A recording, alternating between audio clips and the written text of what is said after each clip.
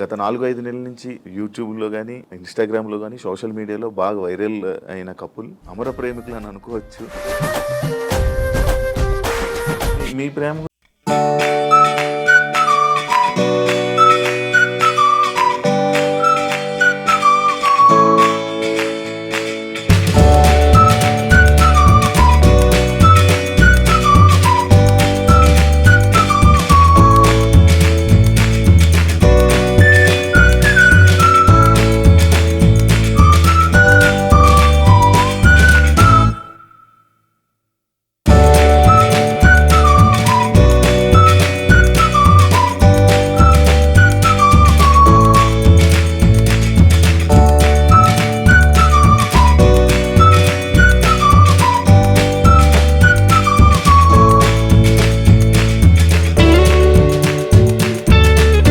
చాలా మందికి inspiration. అభిమానమా controversy అంటే ఈ ఏజ్లో ఇలాంటి టైంలో మీరు ఒక 10 మందికి అలా కాదు ఇంట్లో ఉండాలి, ఏ కష్టం వచ్చినా నిలబడాలి అని చెప్పలే కానీ ఇలా చేయడం ఎంతవరకు కరెక్ట్?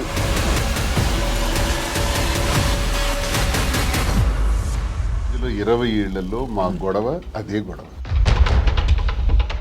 కానీ ఈ టైంలో కూడా ఇది ప్రజల్లోకి రావడం కరెక్ట్. 100 మెట్లు దిగే నేను ఆమెకు అంగీకరించాను. అప్పటికీ కాంప్రమైజ్ కాలేదు. ఆ తర్వాత తాళం వేసేస్తున్నారు ఇంటికి. ప్యాంటు షర్ట్ గాడంట, లుంగీ షర్ట్ గాడంట.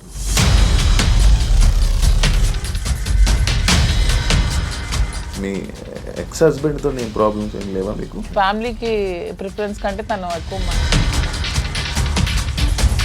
మిమ్మల్ని నమ్మి ఓట్లు వేయడానికి కానీ లేకపోతే ఎవరైతే జనాలు ఉన్నారో వాళ్ళ మాటలను మీరు పట్టించుకుంటారా? సొసైటీకి సార్ మీ బిజినెస్లు అన్నీ వదిలేసారా? అన్ని లాగేసుకున్నారు. 61 కోట్లు లాస్. కొన్ని వీడియోస్ మీ డ్యాన్స్ చేసి సంబంధించిన వీడియోస్ కొన్ని సోషల్ మీడియాలో వైరల్ అవ్వడం జరుగుతుంది. అది మీరేనా? పిల్ల సైనిక్ గారు ఉంటారు కదా బచ్చాగాళ్ళు, ఆ బచ్చాగాళ్ళు ఇక అమ్మాయిని బయటికి లాగాలి పెళ్లి చేసుకుని. మందు పెట్టి ఇలా చేయడం వల్ల లేకపోతే ఈ ఏజ్ లోనే ఆయనకి అవసరం. ఎవడైతే క్వశ్చన్ అడిగాడో వాడు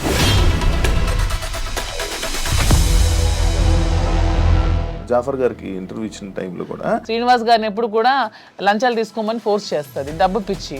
ఇతనికి నచ్చదు. అక్కడే మొదలయ్యేది వీళ్ళిద్దరికి గొడవ. దువ్వాడ శ్రీనివాస్ రాజకీయం అనే గ్రౌండ్ ఫీల్డ్ వదిలేడు. దయచేసి ఆ భ్రమల నుంచి బయటపడమని.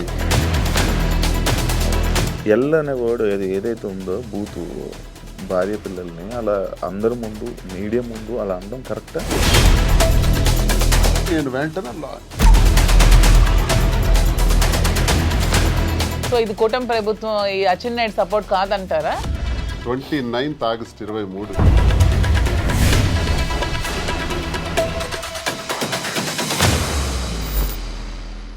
హాయ్ హలో నమస్తే, నేను మీ anchor Shiva. Welcome to iDream media.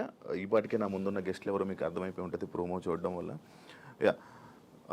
గత 4-5 నెలల నుంచి యూట్యూబ్లో కానీ ఇన్స్టాగ్రామ్లో కానీ సోషల్ మీడియాలో బాగా వైరల్ అయిన కపుల్ అమర ప్రేమికులు అని అనుకోవచ్చు. మాధురి గారు అండ్ దువ్వాడ శ్రీని గారు ఈరోజు మనతో ఉన్నారు. వాళ్ళిద్దరితో మాట్లాడి మనకు తెలియని విషయాలు తెలుసుకునే ప్రయత్నం అయితే ఈరోజు చేద్దాం. హాయ్ అండి, ఎలా ఉన్నారు? హాయ్ సార్, ఎలా ఉన్నారు? బాగున్నారా? ఫిబ్రవరి 14th వస్తుంది వ్యాలంటైన్స్ డే. దాని గురించి కూడా నేను లాస్ట్లో ఒక చిన్న ఇది ఉంది మీ ఇద్దరికి, దాని గురించి కూడా మాట్లాడదాం. హ్యాపీయా? Very very happy. మంచిగా ఆనందంగా ఉన్నారా? సంతోషంగా? ఆల్వేస్. ఎటువంటి ప్రాబ్లమ్స్ ఏం లేవా? ఏం లేదు. ఇద్దరు కలిసి ఉండడం స్టార్ట్ చేశాక ఎలాంటి మార్పులు చూసుకున్నారు మీ ఇద్దరు? చేంజెస్ గడిచిన జీవితంలో నేను ఏదైతే కోల్పోయాను అంటే రాజకీయంగా చాలా అగ్రెసివ్గా, ముక్కుసూటిగా ఎంతటి వ్యక్తి గురించి అయినా సరే పదునైన మాటలతో మాట్లాడటం అలవాటు, ప్రజల పక్షాన పోరాటం అలవాటు. 25 ఏళ్ళుగా 18 సంవత్సరాలు అపోజిషన్ పాత్ర. అపోజిషన్లో కూడా ఉద్యమాలు, కేసులు, జైళ్ళు, 62 రోజుల పాటు జైలు జీవితం కూడా గడిపాను. ఇన్ని గడిపిన నాకు, ప్రజా జీవితాన్ని గడిపిన నాకు, ఎన్నికల్లో కూడా పోటీ చేసిన నాకు ఇంట్లో మాత్రం కొంచెం ఇబ్బంది ఉండేది మానసికంగా. మానసిక ప్రశాంతత లేదు. ఈర్ష్య, అసూయ, ద్వేషాలు ఆధిపత్య పోరు మధ్యలో నలిగిపోయేవాడిని. సరే కుటుంబం కదా, ఇవన్నీ దిగమింగుకోవాలి, భరించాలి అని తగ్గే ఆలోచించేవాడిని. కానీ అది పరిధులు దాటి ఇంటి విషయం బయటికి తీసుకురావటం జరిగింది మా ఇంట్లో. అది కార్యకర్తల వరకు, ప్రజల వరకు, ఆఖరికి అధిష్టానం వరకు, ఆఖరికి నా క్యారెక్టర్ అసాసినేషన్ చేసేంత వరకు. ఇలా వచ్చేటప్పుడు కొన్ని ఒంటరితనాన్ని నేను ఎదుర్కోవాల్సి వచ్చింది. ఇంటికి తాళం వేసేసుకోవడం, ఇబ్బందులు పెట్టేటప్పుడు మేమే రాజకీయాల్లోకి తీసుకొచ్చినటువంటి మా కుటుంబం నుంచి ప్రోత్సహించి మహిళల్లోనూ మంచి గౌరవం ఉన్నటువంటి సర్వీసెస్ ఎన్నో సొసైటీలో చేస్తున్నటువంటి మరి మాధురి లాంటి అమ్మాయి ఉంటే పార్టీకి బలం అవుతుందని తీసుకురావడం జరిగింది. తీసుకొచ్చిన తర్వాత ఆమె పనిచేసుకొని వెళ్తున్నటువంటి తీరులో భాగంగా మా కుటుంబం నుంచే పలు విమర్శలు ఎదుర్కొంటూ చాలా ఇబ్బందులు పడాల్సి వచ్చింది. ఏ తప్పు లేనప్పటికీ, ఏ వ్యవహారం మా మధ్యలో లేనప్పటికీ కూడా మా ఇద్దరిని కలుపుతూ మా ఇంటి నుంచే దుష్ప్రచారం స్టార్ట్ అయింది. ఆ పరిస్థితుల్లో ఆమెకు కూడా చాలా ఇబ్బందులు వచ్చాయి. సంఘపరంగా కానీ, కుటుంబ పరంగా కానీ, కన్నవారి దగ్గర, అత్తవారి దగ్గర అందరూ ఇబ్బందులు వచ్చి తను చాలా ఇబ్బందులు ఎదుర్కోవాల్సి వచ్చింది. ఈ ఇబ్బందుల్లో మీ కూడా నన్ను విడిచిపెట్టేయకుండా నాకున్నటువంటి వ్యక్తిగతంగా నేను ఒంటరిగా అయిపోయి మా పలాసాలలో ఉన్నప్పుడు కూడా నా భోజన వ్యవహారాలు కానీ, రాజకీయ వ్యవహారాలు కానీ అన్నీ కూడా చూస్తూ నాకు భరోసానిచ్చింది, ధైర్యంగా ఉంది. ఆ టైంలో నేను కూడా మాధురికి ధైర్యంగా ఉండాలి, ఆమె కూడా ఒంటరి అయిపోయింది, మా వల్లే కదా పోయింది. మా కుటుంబంలో అందరూ బాగానే ఉన్నాము, మా పిల్లలు బాగున్నారు, చదువుకున్నారు, డాక్టర్స్ అయ్యారు, ఆస్తులన్నీ కుటుంబానికి రాసేసాం. ఇలాంటప్పుడు ఈమె ఒంటరిగా ఇబ్బంది పడుతుంది అని నేను భరోసాగా ఉండటం, కలిసి ఉండటం. కలిసి ఉన్న విషయం రాజకీయాల్లో ఉన్నాం కాబట్టి రహస్యంగా ఉంచితే అది కుదిరే పని కాదు. రాజకీయాల్లో ఉండేటప్పుడు మన తాలూకు వ్యక్తిగత విషయాలను కూడా ప్రజలు గమనిస్తుంటారు. కానీ ఈ టైంలో కూడా ఇది ప్రజల్లోకి రావడం కరెక్ట్ విషయం కాదు కదా. అంటే మరి రహస్యంగా దాయటం వల్ల లాభం ఏంటి? మనకు జరిగినటువంటి విషయాన్ని ప్రజల ముందు చెప్పటం కరెక్ట్. నాకామె ఎవరో తెలియదు మాధురి అని నేను చెప్పొచ్చు, మా శ్రీనివాస్ ఎవరో నాకు తెలియదు అని మాధురి చెప్పొచ్చు. అందరు చేసే పని ఇదే. చాలా మందికి చాలా వ్యవహారాలు ఉంటాయి, బయట పెట్టుకోరు. కానీ మాదా పరిస్థితి కాదు. ఒక వ్యవహారం ఇతను ఇలా చేశాడు, ఇలా ప్రవర్తించాడని ఇంటి నుంచే అబ్జెక్షన్స్ వచ్చి గొడవలు పెట్టి దాన్ని రచ్చ చేసేటప్పుడు ఆ మీడియా ముందు నేను కూడా ఫ్యాక్ట్స్ చెప్పాలి. ఎస్, మేము ఈ పరిస్థితుల్లో కలవాల్సి వచ్చింది, మేము కలిసిన ఈ పరిస్థితుల్లో మేము ఈ నిర్ణయం తీసుకోవాల్సి వచ్చింది, మా నిర్ణయం ఇది అని స్పష్టంగా గత 4 నెలల క్రితమే మీడియా ద్వారా పబ్లిక్కి తెలియజేసాం. ఈ విషయం టెక్కల ప్రజలందరికీ తెలుసు, శ్రీకాకుళం జిల్లాలో తెలుసు, రాష్ట్ర ప్రజలకు తెలిసేటప్పుడు కొంత లేట్ అయింది. ఇది వాస్తవాలని మేము చెప్పి నిర్ణయం తీసుకున్నాం. నిర్ణయం తీసుకునే దానిలో చాలా ఒడిదుడుకులు వస్తాయి. ఆ ఒడిదుడుకులను ఎదుర్కొంటూ ధైర్యంగా, మాకున్నటువంటి బాధ్యతలు కూడా ముఖ్యంగా ఉన్నాయి. పిల్లలు, ఆమెకు నాకు కలిపి 5 పిల్లలు. 5 పిల్లల్ని కూడా జాగ్రత్తగా చూసుకోవాలి. వాళ్ళకి వాళ్ళ జీవితాలని, వాళ్ళ చదువులు, వాళ్ళ ఆర్థిక పరిస్థితులు ఎటువంటి ఇబ్బంది లేకుండా చూడాలన్నది మా మొదటి నిర్ణయం. వాళ్ళకు భరోసాగా ఉండాలని. 2, ప్రజలే ఊపిరిగా, రాజకీయమే ఊపిరిగా బ్రతుకుతున్నటువంటి మాకు, మా మీద నమ్ముకున్నటువంటి ప్రజలు, కార్యకర్తలు, అభిమానులు అందరూ ఉన్నారు. వాళ్ళందరినీ కూడా ఒక కంట కనిపెట్టి జాగ్రత్తగా వాళ్ళని చూసుకోవాల్సిన బాధ్యత కూడా మాకుంది. ఈ 2 నిర్ణయాలు తీసుకుని ఈ 2 సమపాళ్లలో చూసుకుంటూ ముందుకెళ్ళాలని మేము నిర్ణయం తీసుకున్నాం. సరే, చాలా హడిల్స్ ఫేస్ చేసాం. Now we are very happy. Actually ఇప్పుడు మీరు చెప్పిన విషయంలో ఇది చూసుకుంటే స్టార్టింగ్ మానసికంగా దానికి ఇంట్లోనే నాకు పీస్ఫుల్ లేకపోవడం వల్ల దీనివల్ల ఈ డిసిషన్ తీసుకోవాల్సి వచ్చింది. అంటే ఈ డిసిషన్ తీసుకున్నారా, లేకపోతే ఇంట్లోనే ఏమైనా అంతా మిమ్మల్ని బాధ పెట్టి, ఇబ్బంది పెట్టి, అంటే వాళ్ళే కావాలి అని అన్న వెర్షన్ కూడా కొన్ని వీడియోస్లో మనకు కనబడుతుంది. అంటే మిమ్మల్ని కావాలనుకుంటున్నారు, పిల్లలు కానీ లేకపోతే వైఫ్ కానీ కావాలనుకొని అంత ఫైట్ చేసినట్టు మాకు కనిపించింది. మళ్ళీ మీరు చెప్తుంది ఇంట్లో ఇలా ఇబ్బందులు ఉన్నాయి, అందుకు మానసికంగా నాకు లేకపోతే స్ట్రెస్ లేకపోతే ఇవన్నీ ఉండడం వల్ల నేను ఈ స్టెప్ తీసుకున్నాను అంటున్నారు. అంటే ఈ ఏజ్లో ఇలాంటి టైంలో మీరు ఒక 10 మందికి అలా కాదు, ఇంట్లో ఉండాలి, ఏం కష్టం వచ్చినా నిలబడాలి అని చెప్పలే, కానీ ఇలా చేయడం ఎంతవరకు కరెక్ట్ అనేది ఆడియన్స్. ఎంతోమంది జీవితాలకి ఎన్నో గొడవలు ఇలాంటివే నా దగ్గరికి వస్తే సర్దుబాటు చేసి సరిచేసి పంపినవాడిని. ఎన్నో కుటుంబాలను లైనప్ చేసేవాడిని. అది లైనప్ చేసే దానిలో ఆర్థిక ఇబ్బందులు ఉన్నా సరే వాళ్ళకి తోడ్పడి నిలబెట్టినటువంటి పరిస్థితి. నాకే ఇటువంటి పరిస్థితి వస్తాయి. ఇప్పుడు కుటుంబం అన్నాక, వివాహ జీవితం అన్నాక ఎన్నో సమస్యలు వస్తాయండి. ఆ సమస్యలన్నింటిని ఎదుర్కొనే ముందుకు అడుగు వెయ్యాలి. అదే కుటుంబ జీవితం అంటే, అదే వివాహ వ్యవస్థ అంటే. ఇవన్నీ బాగా తెలిసిన వాళ్ళని.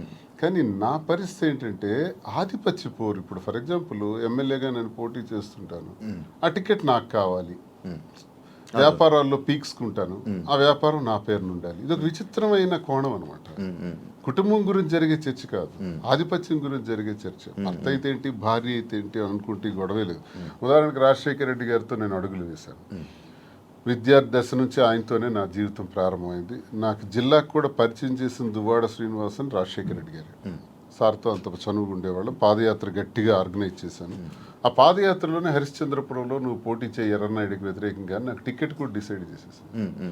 చేసినప్పుడు సరేలేని ఇంకా నేను ఆ బిజీలో ఉంటుండగా వాణి తండ్రి రాజశేఖర రెడ్డి గారి దగ్గరికి వెళ్ళి ఆ టికెట్ మాకు ఇవ్వాలి, లేదంటే మేము ఇండిపెండెంట్గా వేస్తాం. అప్పుడు రాజశేఖర రెడ్డి గారు స్టేట్లో నా ఒక్కడికి ఒక బ్లాంక్ బీఫామ్ ఇచ్చారు. నీ పేరు రాసుకుంటావో, నీ వాణి పేరు రాసుకుంటావో నీ ఇష్టం, కానీ ఏదైనా జరిగితే నిన్నే నేను అడుగుతా, ఎలక్షన్ గురించి నీతోనే మాట్లాడుతూ, you are the incharge of the constituency అన్నారు. సరే ఆ బాధ్యత అప్పచెప్పారు సార్ అని నేనేం చేశానంటే డి వాణి అని పేరు రాసి ఇచ్చాను. అది 2004 సంవత్సరం, ఇది 2024 సంవత్సరం. ఈ ఎన్నికల మధ్యలో 20 ఏళ్లలో మా గొడవ అదే గొడవ.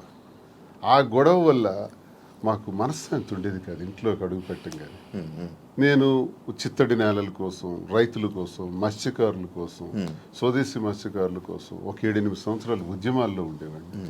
ఆ ఉద్యమాల్లో నా మీద కేసులు, 18 కేసులు, 62 రోజులు జైలు జీవితం, నా మీద ఫైరింగ్ ఆర్డర్స్, ఇదంతా ఒక జీవితం. వీటన్నింటికి కూడా ఇంట్లో నుంచి సపోర్ట్ ఉండేది కదా. జైల్లో ఉండేటప్పుడు కూడా నన్ను పరామర్శించడానికి కూడా వచ్చే పరిస్థితి ఉండేది కాదు. ఇవన్నీ అనుభవించినా నా గుండెల్లోనూ దాచుకున్నాను. లాస్ట్కి మాధురేనే అమ్మ. ఇప్పుడు 28 ఏళ్ల నా జీవితంలో, 25 ఏళ్ల నా రాజకీయ జీవితంలో ఎప్పుడు నా దగ్గరికి మహిళలు రాలేదా?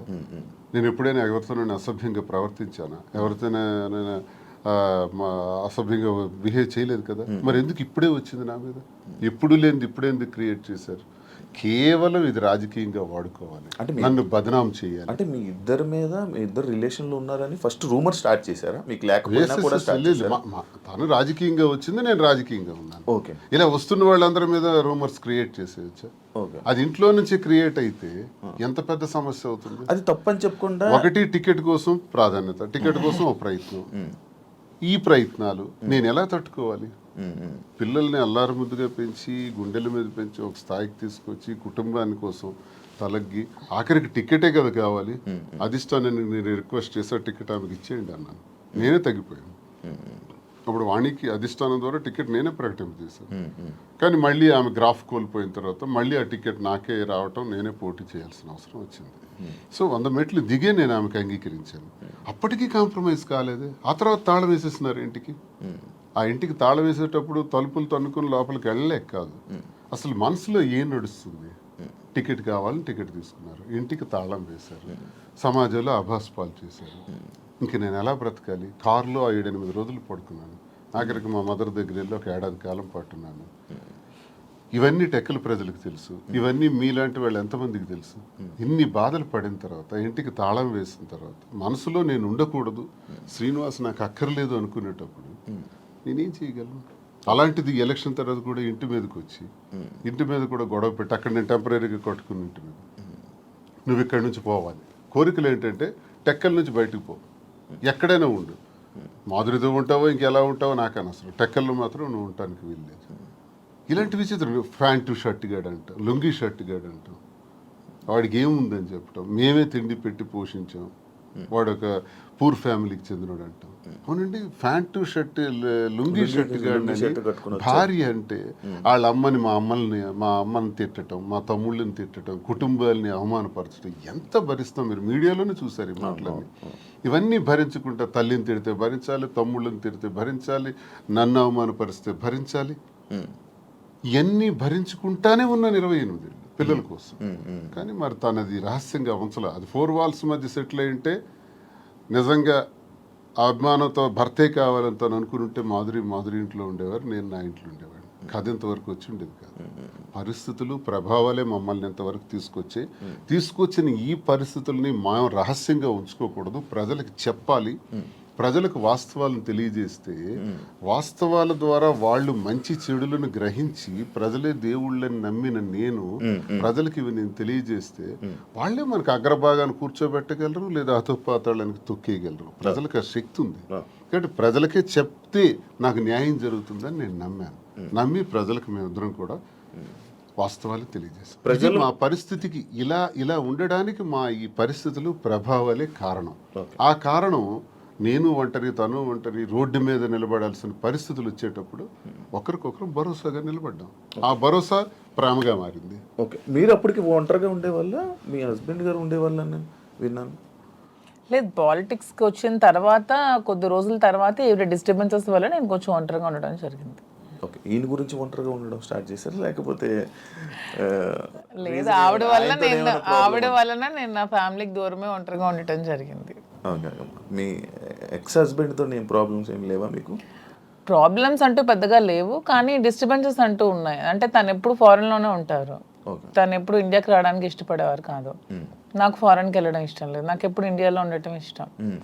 సో మేము ఎంత రిక్వెస్ట్ చేసినా వచ్చేవాళ్ళు కాదు. ఫ్యామిలీకి ప్రిఫరెన్స్ కంటే తను ఎక్కువ మనీకి ప్రిఫరెన్స్ ఇచ్చేవాళ్ళు.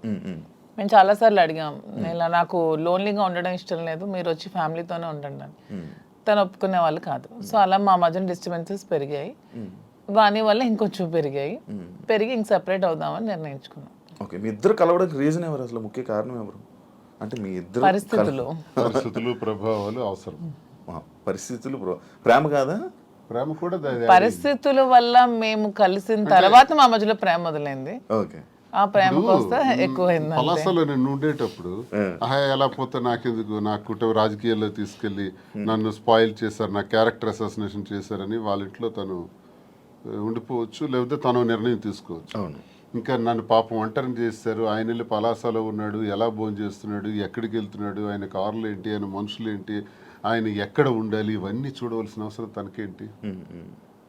ఏంటి అవసరం? నాకేమైనా ఆస్తులు ఉన్నాయా, అంతస్తులు ఉన్నాయా, లేదా పవర్ ఉందా, లేకపోతే ఏముందని చెయ్యాలి. కానీ అక్కడ ఏంటంటే ఒక తోటి మనిషిగా అభిమానం చూపించింది తను. నేను ఇబ్బందుల్లో ఉండేటప్పుడు నా కోసం ఇంత బాధ్యత వహించినటువంటి అమ్మాయిగా, తను నష్టపోతూ నా కోసం నిలబడినటువంటి అమ్మాయిగా నాకు కూడా ఒక ఏ ప్రేమనైతే కోల్పోయినాను జీవితంలో, ఆ ప్రేమ నేను ఆమె దగ్గర పొందాను. సో ఇది నేను అనుకుంటాను గత జన్మ సుకృతం. ఏది కూడా ఊరికే రాదు, జన్మజన్మల అనుబంధం, అది కంటిన్యూషన్ వస్తుంది. గత జన్మలో అక్కడ తాగింది, ఇప్పుడు ఇక్కడతో కంటిన్యూ అవుతుంది. అని మీరు గత జన్మలో కూడా మనిషిగా వచ్చారంటారా? ఇప్పుడు రెండు ఉంటాయి సార్.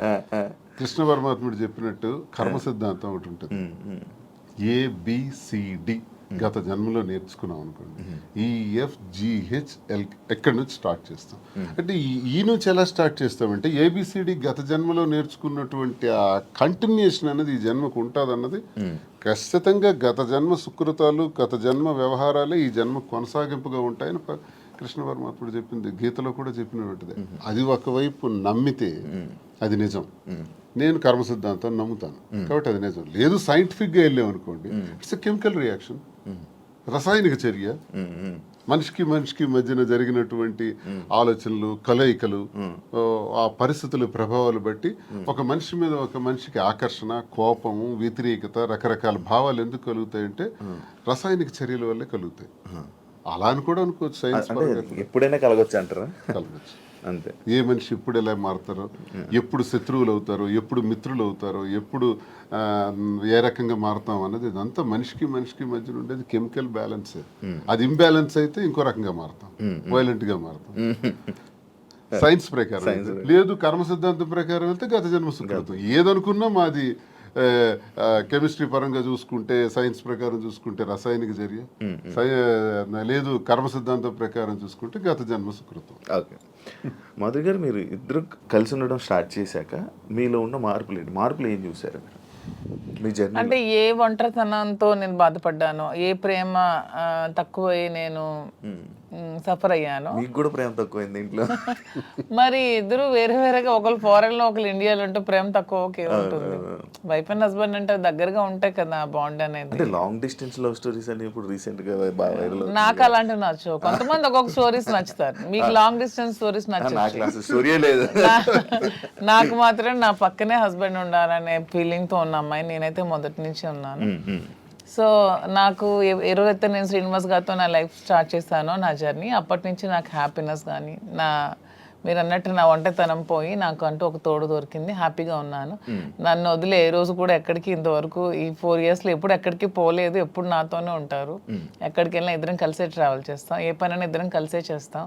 ఈవెన్ ఎలక్షన్ క్యాంపెయిన్ కానీ ఎక్కడికి వెళ్ళాలని అన్ని ఇద్దరం కలిసే చేస్తాం. నాకు చాలా హ్యాపీగా ఉంది. నేను కోరుకున్న జీవితం నాకు దొరికినట్టు అనిపిస్తుంది. మీ ఇద్దరి మధ్యన హ్యాపీగా ఉండొచ్చు, కానీ సొసైటీ కానీ లేకపోతే మీరు మిమ్మల్ని నమ్మి ఓట్లు వేయడానికి కానీ లేకపోతే ఎవరైతే జనాలు ఉన్నారో వాళ్ళ మాటలను మీరు పట్టించుకుంటారా? సొసైటీకి మా వల్ల వచ్చిన ఇబ్బంది ఏంటి నాకు అర్థం కాదు. అంటే మీరు ఏం చూపిద్దామని అనుకుంటున్నారు? ఏం చూపిద్దాం? ఒక హస్బెండ్ తో డిఫరెంట్ ఒక అమ్మాయి, ఒక వైఫ్ తో డిఫరెంట్ అబ్బాయి కలిసి ఇంకొక పెళ్లి చేసుకుంటున్నాం. దానికి ఇంకేం చూపించాలనుకుంటున్నారు ఎవరైనా? దీంట్లో ఏం చూపిద్దాం అని మీరు అనుకుంటున్నారు?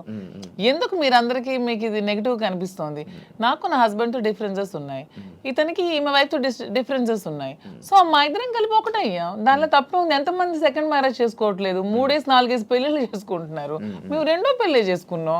దీంట్లో ఎందుకు అంత చెప్పకుండా చేసుకుంటున్నారు? 3 పెళ్లిళ్ళు 4 పెళ్లిళ్ళు చేసుకుంటున్నారు. పెళ్లిలో ఒక ప్రెగ్నెంట్లు చేస్తున్నారు, పిల్లల్ని కనేస్తున్నారు, వదిలేస్తున్నారు, వీధిని పడేస్తున్నారు. మేము అవేమీ చేయలేదు.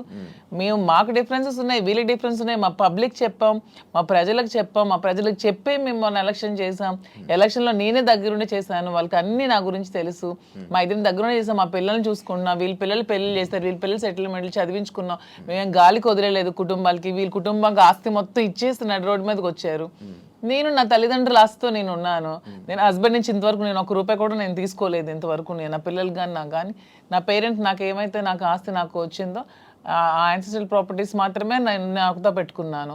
మీ ఎవరికి మేము ఏం బాధ పట్టుకున్నా, ఎవరికి ఎందుకు మేమేం దీనివల్ల ఎవరై సఫర్ అయ్యేది ఏముంది?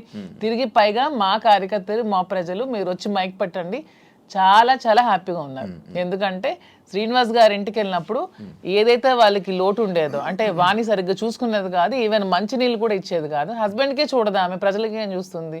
ఇప్పుడు అదేమీ లేదు. నేను ప్రతి ఒక్క కార్యకర్తకి బాగా చూసుకుంటానని వాళ్ళకి నమ్మకం కలిగి నా దగ్గర రావడం స్టార్ట్ చేశారు.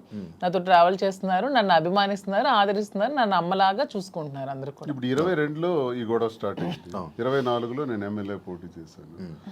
నా మీద పోటీ చేసి గెలిచినటువంటి అచ్చెన్నాయుడు రాష్ట్ర తెలుగుదేశం పార్టీ అధ్యక్షుడు ఎన్నికల ముందు ఏం చెప్పాడు? రాష్ట్రంలో హైయెస్ట్ మెజారిటీ నాదే, అబౌట్ 70,000 ఓట్స్ అన్నాడు. నిజానికి కూటమి ప్రభుత్వంలో ఎవడు నామినేషన్ వేసినా 40,000, 50,000, 60,000తో గెలిచారు. మా జిల్లాలోనే 4 ఎమ్మెల్యేలు కొత్తోళ్ళు, మొక్కం తెలియనోళ్ళు కూడా, ధర్మాన ప్రసాద్ లాంటి వ్యక్తి మీద కూడా 3 రోజుల ముందు వచ్చి నామినేషన్ వేసి 54,000 మెజార్టీతో గెలిచాడు. మరి అచ్చెన్నాయుడు ఎంతో గెలవాలి? కనీసం 70తో గెలవాలి కదా. 30, నా 73,000 ఓట్లు. ఇవన్నీ తెలిసి ప్రజలు నాకెందుకు ఇంకా నైతికంగా బలంగానే ఉంచారు. నైతికంగా అచ్చెన్నాయుడు ఓడిపోయినట్టే. కిందోళ్ళందరికి ఒక్క 15 రోజుల ముందు వచ్చిన వాళ్ళందరికి కూడా 40,000, 50,000 మెజారిటీలు వచ్చి నీకేం 30,000? అంటే ప్రజలే ఒకవేళ వ్యతిరేకించుంటే అచ్చెన్నాయుడికి 70,000 రావాలి కదా. ఇంత వేవ్లో కూడా అచ్చెన్నాయుడు అతి తక్కువ ఓట్ల తేడాతో గెలిచాడు కదా. సో నేను గతసారి ఎంపీకి పోయినా 3,100 తేడా నాది. వాళ్ళకి మాకు ఎప్పుడు వెరీ లెస్ మార్జిన్, 3,000, 3,500. సో వీడు ఇలాంటోడు సంఘ వ్యతిరేకమైన పని చేసేటండి, కొట్టండి అనుకుంటే నాకు 20-30,000 ఓట్లకి తగ్గి కుదించేసి ఆయనకు 1,00,000 మెజారిటీ ఇవ్వచ్చు. అది జరగల ఇంత వేవ్లో కూడా. అదే మాకు ప్రజల్లో. అయినా పర్సనల్ లైఫ్ ని ప్రైవేట్ లైఫ్ కి ఏంటి సంబంధం అండి? ఇది మా ఫ్యామిలీస్ మధ్యలో ఉన్న డిస్టర్బెన్సెస్ తో మేము ఒకటే. పర్సనల్ లైఫ్ ప్రైవేట్ రహస్యంగా ఉంటూ అబద్ధాలు ఎవడైతే ఆడతాడో వాడు దొంగ. పర్సనల్ లైఫ్ ను ఓపెన్ గా తెరచిన పుస్తకంలో జనం ముందు చెప్పేస్తే దొంగలు ఎలా అవుతాము? వాస్తవం చెప్పిన వాళ్ళు అవుతాం. ప్రజలే గుర్తించారు, ప్రజలే గౌరవిస్తున్నారు. ఈ రోజు మాకున్న గౌరవం పెరిగింది సమాజంలో. ప్రతి ఒక్కళ్ళు ఎక్కడ చూసినా సార్ ఒక సెల్ఫీ అంటారు. కార్లు ఓవర్టేక్ చేసుకుని స్పీడ్గా వచ్చి ఫోటో కావాలని అడుగుతున్నారు. డాక్టర్స్, ఇంజనీర్లు, పెద్ద పెద్ద ఎంప్లాయీస్, ఉన్నత స్థాయి వాళ్ళు, పోలీస్ ఆఫీసర్స్, పెద్ద పెద్దోళ్ళు కూడా. ఒక పెద్ద ఆఫీసర్ అయితే మొన్న చేయి తీసుకొని గుండె మీద పెట్టుకుని పెద్దగా ఊపిరి తీసాడు. ఏం సార్ ఏంటి అంత ఎమోషన్ అవుతున్నారు ఏంటంటే మీరంటే నాకు ఇష్టం సార్. ఆయన ఏం అర్థం చేసుకున్నారు? పెద్ద ఆఫీసర్, ఇంకా చాలా మంది పేర్లు చెప్పకూడదు. వాళ్ళు ఏం అర్థం చేసుకున్నారు? ప్రతి ఒక్క జీవితంలో కూడా ఒక కథ ఉంది. ఆ కథ చాలా మంది చెప్పలేక భరిస్తున్నారు. మేము చెప్తాం. ఇప్పుడు మీరు ఇన్స్పిరేషన్ అంటారు, చాలా మందికి ఇన్స్పిరేషన్. ధైర్యంగా బతకండి. ఆవేశం ఎలా వస్తుంది, వాళ్ళ కళ్ళల్లో ఆర్ద్రత ఎలా వచ్చింది, ఆ సంతోషం ఎలా వచ్చింది. 1600 ఉన్నటువంటి యూట్యూబ్ మా ఫాలోవర్స్ ఈ రోజు లక్షలా దాటారు. 1,45,00,000 వ్యూవర్షిప్ ఎలా వచ్చింది? ఇదంతా ఎక్కడి నుంచి వచ్చింది? అభిమానంతో వస్తుంది. అభిమానమా కాంట్రవర్సీ అంటారు? కాంట్రవర్సీ ఎందుకు రావాలంతా? ఫాలో అప్ ఎందుకు చేయాలి? న్యూస్ కదా, లేటెస్ట్ న్యూస్ కదా, లేటెస్ట్ రెండు ఉంటాయి, ఈ రెండు ఉంటాయి. ప్రతి ఒక్కరికి రెండు ఉంటాయండి. ఎవరికైనా సరే రెండు కోణాలు ఉంటాయి.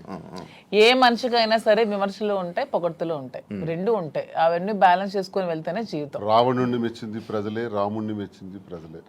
రెండు ప్రజలే. మీకు రావణుడు ఇష్టం ఉండొచ్చు, నాకు రావణాసుడు అంటే ఇష్టం. ఎవరి లైఫ్ స్టైల్ వాళ్ళది. నాకు రావణాసుడు హీరో, నేను హీరోగా చూస్తాను. సార్ రాముడు అంటే హీరో. అది ఎవరి ఇష్టం వాళ్ళది. ఆయన ఎలా చూస్తున్నారు? రాముడు అనుకుంటున్నారు, రావణాసుడు? నేను డిఎస్ఏ అనుకున్నాను. డిఎస్ కి ఒక బ్రాండ్ ఉంది, దువ్వాడ శ్రీనివాస్ అంటే ఒక బ్రాండ్. ఎవరితో కంపేర్ చేయను. ఈ స్పెషల్ అంటే. సార్ మీ బిజినెస్లు అన్నీ వదిలేసారా? వదిలేదు, అన్ని లాగేసుకున్నారు. మేమేం బిజినెస్ వదిలేదు. మైన్స్ నాది 25 years నుంచి మైన్స్ కంపెనీ. ఎప్పుడు మైన్స్ ప్రపంచ స్థాయిలో కూడా ఐకాన్ బ్రౌన్ గ్రానైట్ ఓనర్ గా మంచి పేరు ప్రఖ్యాతులు సంపాదించాం. మైన్స్ లో బాగా పీక్స్ కి వెళ్ళాను. ఈ గవర్నమెంట్స్ లో గవర్నమెంట్ ఉంటే ఒకలాగా, లేకపోతే రిజల్ట్ రోజు ఈవినింగ్ లాగేసుకున్నాం. 4వ తారీఖు ఎన్నికల ఫలితాలు వచ్చాయంటే ఆ సాయంత్రం కల్లా నా మైన్ ఒక్క సందని కొట్టి పంపించేశారు. ఈ రోజు వరకు పర్మిట్స్ ఇవ్వట్లా. 61 కోట్లు లాస్ సడన్ గా గవర్నమెంట్ రావటం వల్ల, కూటమి ప్రభుత్వంలో అచ్చెన్నాయుడు వీళ్ళు టార్గెట్ పెట్టారు. సరే ఇవన్నీ చేస్తుంటారు వాళ్ళు, భరిస్తారు. శ్రీను గారు అంత మైనింగ్ కంపెనీలు అలాంటి పెద్ద పెద్ద బిజినెస్లు చేసిన మీరు రీసెంట్గా చీరలు బిజినెస్లోకి తీసుకొచ్చేసారని చెప్పి కామెంట్స్ కామెంట్స్. దానికి బిజినెస్, సారీస్ బిజినెస్ కాదా? ఏదైనా బిజినెస్ ఏనండి. దానిలో కామెంట్ చేయడానికి ఏముంది? ఇప్పుడు శ్రీనివాస్ గారు ఎప్పుడు మైన్స్ బిజినెస్, తను ఫస్ట్ నుంచి కూడా. పర్లాకిమిడిలో వరల్డ్ ఫేమస్ మెటీరియల్ తను అక్కడ ఉంది. పర్లాకిమిడిలో తను క్వారీ చేశారు. ఆ క్వారీని కూడా ఇలా లిటిగేషన్స్ పెట్టి కేసులు పెట్టేసి ఇతను ఓడిపోగానే వాళ్ళ పార్టీ రాగానే టీడీపీ హయాంలో క్లోజ్ చేసేసారు. దాన్ని నిలదక్కుని పాపం మళ్ళీ కొత్తగా టెక్కల్లో స్టార్ట్ చేశారు. దాన్ని కూడా మొన్న రిజల్ట్ రోజు ఈవినింగే మొత్తం కూల్ చేశారు. పోర్టులో కాంట్రాక్ట్స్ వర్క్స్ చేశాం మేమిద్దరం. దాన్ని ఆపేశారు. సో ఇంకేం చేయాలి? నాకు ముందు నుంచి కూడా ఈ శారీస్ విషయంలో నాకు ఒక ప్యాషన్ ఉంది. నాకు ఒక ఫ్యాషన్ మీద ఒక ప్యాషన్తో, ఇంట్రెస్ట్తో నాకు ఈ శారీస్ స్టోర్ పెట్టాలని ఎప్పటి నుంచో ఆలోచన ఉంది. దట్టు ఈ శారీస్ బిజినెస్ ఏంటి, పాలిటిక్స్కి సంబంధం లేకుండా ఉండే బిజినెస్, పీపుల్కి మాకు, పబ్లిక్కి మాకు రిలేటెడ్గా ఉండే బిజినెస్ అనేది ఈ శారీస్ బిజినెస్. ఎందుకంటే మేము పబ్లిక్ ఎంత ఫెయిర్గా ఉంటే వాళ్ళు నచ్చితే మా దగ్గరికి వస్తారు, కొనుక్కుంటారు, వెళ్తారు. సో దీనిలో పొలిటికల్ ఇంటర్ఫీరెన్స్ అంటూ ఏమీ ఉండదు. సో అందుకని నేను శ్రీనివాస్ గారికి ఇంతవరకు మనం మైండ్స్ ఇవన్నీ చేసాం, చేసి ఎప్పుడు కోల్పోతూనే ఉన్నాం, ఎప్పుడు కూడా నిలదొక్కుకోలేదు. ఈ 4 years లో కూడా 30-40 crores వరకు పెట్టాం, లాస్ అయిపోయాం. మళ్ళీ ఇదే స్టార్ట్ చేసాం. మళ్ళీ నెక్స్ట్ టైం పార్టీ వస్తుందో రాదో, మళ్ళీ ఏమవుతుంది, పొలిటికల్గా ఇబ్బంది పడుతున్నాం. కాబట్టి ఇదన్నిటికీ డిఫరెంట్గా మనం తెలంగాణ అంటే ముందు నుంచి శ్రీనివాస్ గారికి నాకు హైదరాబాద్ మా ఫేవరెట్ ప్లేస్, మా ఇద్దరికి కూడా. హైదరాబాద్ ప్రజలు కూడా చాలా మంచి మనసున్న మనుషులు, ఎవరు వచ్చినా ఆదరిస్తారు. బ్రతకడానికి బ్రతుకు తెరునిస్తుంది హైదరాబాద్. అదొక చాలా పెద్ద ప్రపంచం హైదరాబాద్ అనేది, చాలా మందికి లైఫ్ని ఇస్తుంది. సో ఈ ప్లేస్ని మనం చూస్ చేసుకుందాం. వెన్ కంపేర్ టు నాకున్న ఫ్యాన్ ఫాలోయింగ్లో ఒక 10% ఆంధ్రాలో ఉంటే 90% నాకు హైదరాబాద్లోనే ఉన్నారు. అంత మంచిగా నన్ను ఆదరిస్తున్నారు. సో మనం ఫస్ట్ బిజినెస్ హైదరాబాద్లో స్టార్ట్ చేద్దాం. నాకు ఇంట్రెస్ట్ ఉంది, మీరు కొంచెం సపోర్ట్ చేయండి. అపార్ట్ ఫ్రమ్ యువర్ పాలిటిక్స్ నా కోసం ఒక 10% టైం మీరు కేటాయించి బ్యాక్ ఎండ్లో ఉంటూ నాకు సపోర్ట్ చేయండి అని చెప్పాను. చెప్పగానే శ్రీనివాస్ గారు కూడా దీనికోసం మేము 5-6 months నుంచి దీని మీద మేము వర్కౌట్ చేసాం. కొన్ని షాప్స్కి తిరిగాం. వీవర్స్ ప్రైస్ కంటే కూడా వీళ్ళు ఎక్కువ ప్రైస్కి అమ్ముతున్నారు షాప్స్, రిటైలర్స్.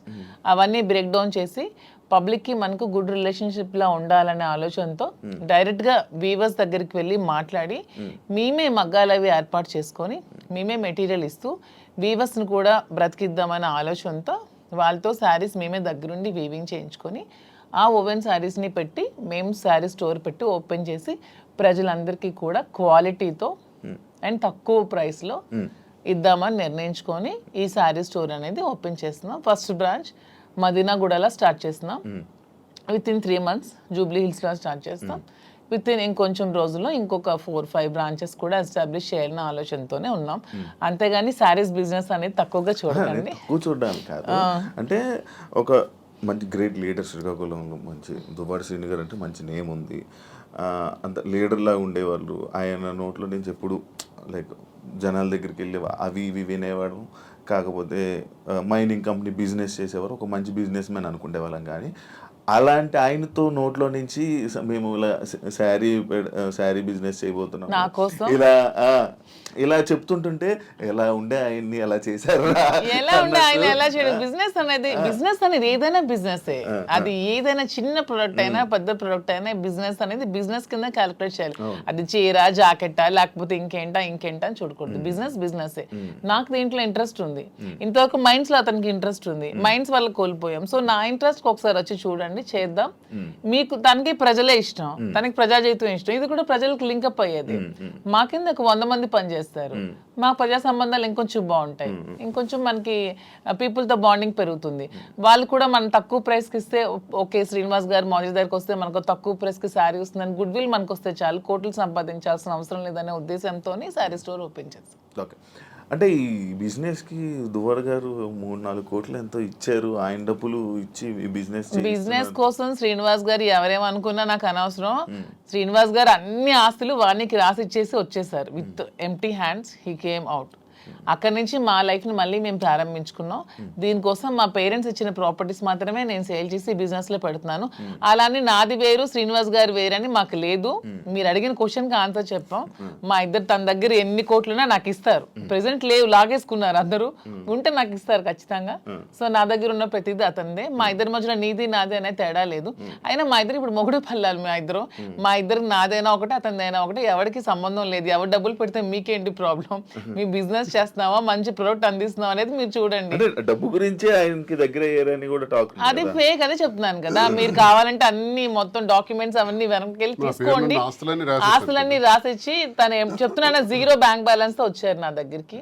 అందుకే నేను అంటున్నాను, మా బంధం మీరు ఎన్ని కామెంట్ చేసుకున్నా మాది 100% ప్యూర్ లవ్. ఎందుకంటే నేను అతని నుంచి ఏది ఆశించలేదు, 1 రూపాయి ఆశించలేదు.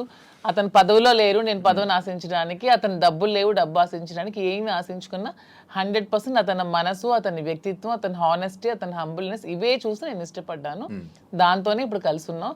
అతని దగ్గర ఏ ఆస్తులు లేవు, అన్ని బాణీకి ఇచ్చేసి వచ్చేసారు. ఇటీవల కాలంలో ఒక 2 కోట్ల రూపాయలు విలువైన 2.5 కోట్ల విలువైనటువంటి ఒక అసెట్ విశాఖపట్నంలో అమ్మారు. అలాగే శ్రీకాకుళంలో కూడా కొన్ని ల్యాండ్స్ అమ్మారు. అమ్మి ఈ డబ్బులన్నీ కూడా అక్యుములేట్ చేసి ఈ బిజినెస్. మా ఫాదర్ నాకు ఇచ్చిన ప్రాపర్టీస్ అన్ని నేను ఇప్పుడు అమ్మేశాను. ఎప్పటి నుంచో మా ఫాదర్ నాకు ఇచ్చే 2009 నుంచి అవి నా పేరు మీద ఉన్నవి. ఇప్పుడు బిజినెస్ కోసం నేను అమ్మేసి మరి బిజినెస్ స్టార్ట్ చేశాను. అంటే మీరు స్టార్టింగ్ అంటే ఆయనకి పరిచయం అవ్వక ముందు నుంచి, రాజకీయంలోకి రాకముందు నుంచి మీరు మేము ఫైనాన్షియల్ గా వెల్ సెటిల్డ్. మా ఫాదర్ వాళ్ళు వెల్ సెటిల్డ్, మా హస్బెండ్ వాళ్ళు కూడా వెల్ సెటిల్డ్. అన్ని వెల్ సెటిల్డ్ ఫ్యామిలీ ఫైనాన్షియల్ గా. మా ఫైనాన్షియల్ గా ప్రాబ్లమ్స్ కానీ ఏమి కూడా లేవు, ఎప్పుడు కూడా లేవు. వెల్ సెటిల్డ్ ఫ్యామిలీనే. ఇప్పుడు వీటి కోసం మేము ఆస్తులు అమ్మాల్సి వచ్చింది, లేకపోతే ఆస్తులు అమ్మాల్సిన అవసరం కూడా లేదు. ఎందుకంటే ఎలక్షన్ లో ఉన్న డబ్బులు కొంచెం ఉంటే అవి కూడా కోల్పోయాను. మా ఇద్దరు ఉండడానికి ఇల్లు కూడా కట్టుకున్నాం, దానికోసం కొంచెం డబ్బులు పట్టవలసి వచ్చింది. సో ఇప్పుడు మళ్ళీ బిజినెస్ స్టార్ట్ చేయడానికి ఈ ప్రాపర్టీస్ అమ్మాల్సి వచ్చింది. లైక్ అంటే ఈ కామెంట్స్ రావడానికి గల రీజన్స్ ఏంటంటే, మీరు అది కొన్ని వీడియోస్ మీ డ్యాన్స్ చే సంబంధించిన వీడియోస్ కొన్ని సోషల్ మీడియాలో వైరల్ అవ్వడం జరుగుతుంది. అది మీరేనా? అది ఇప్పటికీ చెప్తున్నాను, అది నేను కాదు. అసలు ఆ మనిషి కూడా నా అలాగ లేదు. అది ఎందుకు ఎవరికి అనిపించిందో, ఎవరికి పెట్టాలనిపించిందో కావాలనే కూటమి ప్రభుత్వం వాళ్ళే ఖచ్చితంగా దీన్ని ఈ పిల్ల సైనికులు ఉంటారు కదా, బచ్చగాళ్ళు, ఆ బచ్చగాళ్ళు ఈ కొంతమంది కలిపి ఐటీడీపీ అని ఇదొన్న పేజ్లో పెట్టి అనవసరంగా ట్రోల్ చేశారు. అలానే డాన్స్ చేసే అమ్మాయిని నేనేం కామెంట్ చేయట్లేదు. నాకు రికార్డింగ్ డాన్స్లు, నాకు స్టేజ్ల మీద డాన్స్ చేసుకోవాల్సిన అవసరం నాకైతే ఎప్పుడూ లేదు. ఎనీబడి కెన్ ప్రూవ్ చేసుకోండి. సార్ అప్పుడే చెప్పారు, ప్రూవ్ చేసుకుంటే నేను 1 crore rupees వాళ్ళకి గిఫ్ట్ ఇస్తానని మొన్న ఛానల్లో కూడా. నాకు అవసరం లేదు. అలానే నేను ఒకటే చెప్తున్నాను, ఎవరి బ్రతుకుతారు కోసం వాళ్ళు చేసుకుంటారు. ఇదే డాన్స్ స్టేజ్ మీద పబ్లిక్ గా బట్టలు ఇప్పి చేస్తున్నారు, వాళ్ళేమో హీరోయిన్లు అంటున్నారు. స్టేజ్ మీద చేస్తే స్టేజ్ రికార్డింగ్ డాన్సర్లు అంటారు, నానా రకాల పేరు పడుతున్నారు. నేను ఎవరి అమ్మాయిని కామెంట్ చేయట్లేదు. నాకైతే మీరు వెళ్ళి మా ప్లేస్ లో ఎంక్వైరీ చేసుకోండి, నేను పుట్టిన ప్లేస్ లో, మా అత్తగారి ప్లేస్ లో. ఈ విమర్శలు చేసేవాళ్ళు ఎవరైనా ఆ అమ్మాయి మాధురి అని ప్రూవ్ చేస్తే 1 crore ఇస్తాం. ఒకవేళ వాళ్ళు ప్రూవ్ చేయలేకపోతే వాళ్ళు సరెండర్ అవుతామంటే అమ్మాయి ఎవరో కూడా మేమే తెచ్చి పెడతాం. ఎందుకు అమ్మాయిని బయటికి లాగాలి, పెళ్లి చేసుకుని హ్యాపీగా ఉంది కాబట్టి. మాకు అమ్మాయి తెలుసు, అది ఏ రికార్డింగ్ డ్యాన్స్ ట్రూపో కూడా తెలుసు. కానీ అలాగ అమ్మాయినే మాధురి అని చూపించిన వాళ్ళకి నేను అంటున్నాను 1 crore మీకు బహుమానం కింద ఇస్తాను, దయచేసి అది ప్రూవ్ చేయండి అంటున్నాను. అంటే ఎందుకు చీప్ అంత ట్రిక్స్ ప్లే నీచంగా, చేయడం, అంత ట్రోల్ నీచంగా చేసి ఎందుకు అలా చేయవలసిన ట్రోల్ చేయాల్సిన అవసరం ఏమొస్తుంది? ఏముందో నాకు అర్థం కాదు. అలా చేస్తే ఏమొస్తుంది? అంటే ఇప్పుడు మాధురికి నాకు మేము ఒక మనసుతో ఉన్నాం కదా మరి అలా చేస్తే ఏమొస్తుంది మీకు? ఎవడా చేసేవాడు? ఎవడు? రికార్డింగ్ ఆ డాన్స్ చేసేవాడు చేసే ఎవడు? అమ్మాయిని పెళ్లి చేసుకుని రికార్డింగ్ డాన్స్ అమ్మాయిని ని పెళ్లి చేసుకుని నీకేంటి నొప్పి? పెట్టినోడికి ఏంటి నొప్పి? అలాగైతే మీరు డాన్స్ చేసి మీరే ఒప్పుకున్నట్టు. నేను కాదు కదా, కాదనే నేను సవాల్ కాదు, చేస్తున్నా. నేను ఒప్పుకోవడానికి అమ్మాయి నేను కాదు. నేనైతే నిజంగా నేను ఒప్పుకుంటాను. I'm very bold and straight forward. నేను ఒప్పుకుంటాను. If it is me I will agree. నేనే అదా, నేను డాన్స్ చేసిన వీడియోస్ చాలా ఉన్నాయి, నేను పెట్టుకుంటున్నాను కదా. నేను చేసి నేనే పెట్టుకుంటాను. నేను అది కానప్పుడు నేను ఎలా ఒప్పుకుంటాను? అలానే అదే అంటున్నాను, ఒకవేళ డాన్స్ చేసిన అమ్మాయినే దువ్వాసం చేసుకుంటే మీకేంటి పెయిన్? అమ్మాయి మాత్రం అమ్మాయి కాదా, ఆడపిల్ల కాదా? ఎందుకు అంత ట్రోల్ చేయాల్సిన అవసరం ఏముంది? అంత నెగిటివిటీ స్ప్రెడ్ చేయాల్సిన అవసరం ఏముందని అడుగుతున్నాను నేను. ఒకవేళ ఆ అమ్మాయే మాధురి అని ప్రూవ్ చేయాలనుకుంటే 1 crore బహుమతి ఇస్తాం, తీసుకురండి అంటున్నాం. ఎవరైతే వచ్చారో వాళ్ళకి. అంటే ఇప్పుడంటే ఏ జనరేషన్ వచ్చేసింది, ఫేసులు మార్పిడి ఇది. ఆ వీడియో చూస్తే అప్పుడిప్పుడు 2003 2000 ఆమె వయసు ఎంత తెలుసు? ఏమండి నాకు ఇప్పుడు 34 years అండి. 2000 అన్న ఏజ్ ఎంత ఉంటది? ఓకే, ఆ వీడియో ఎప్పుడుది ఉంటుంది? చాలా ఓల్డ్. నేను 2000 అన్న ఏజ్ ఎంత ఉంటుంది చెప్పండి? 2005 లో నేను 10th.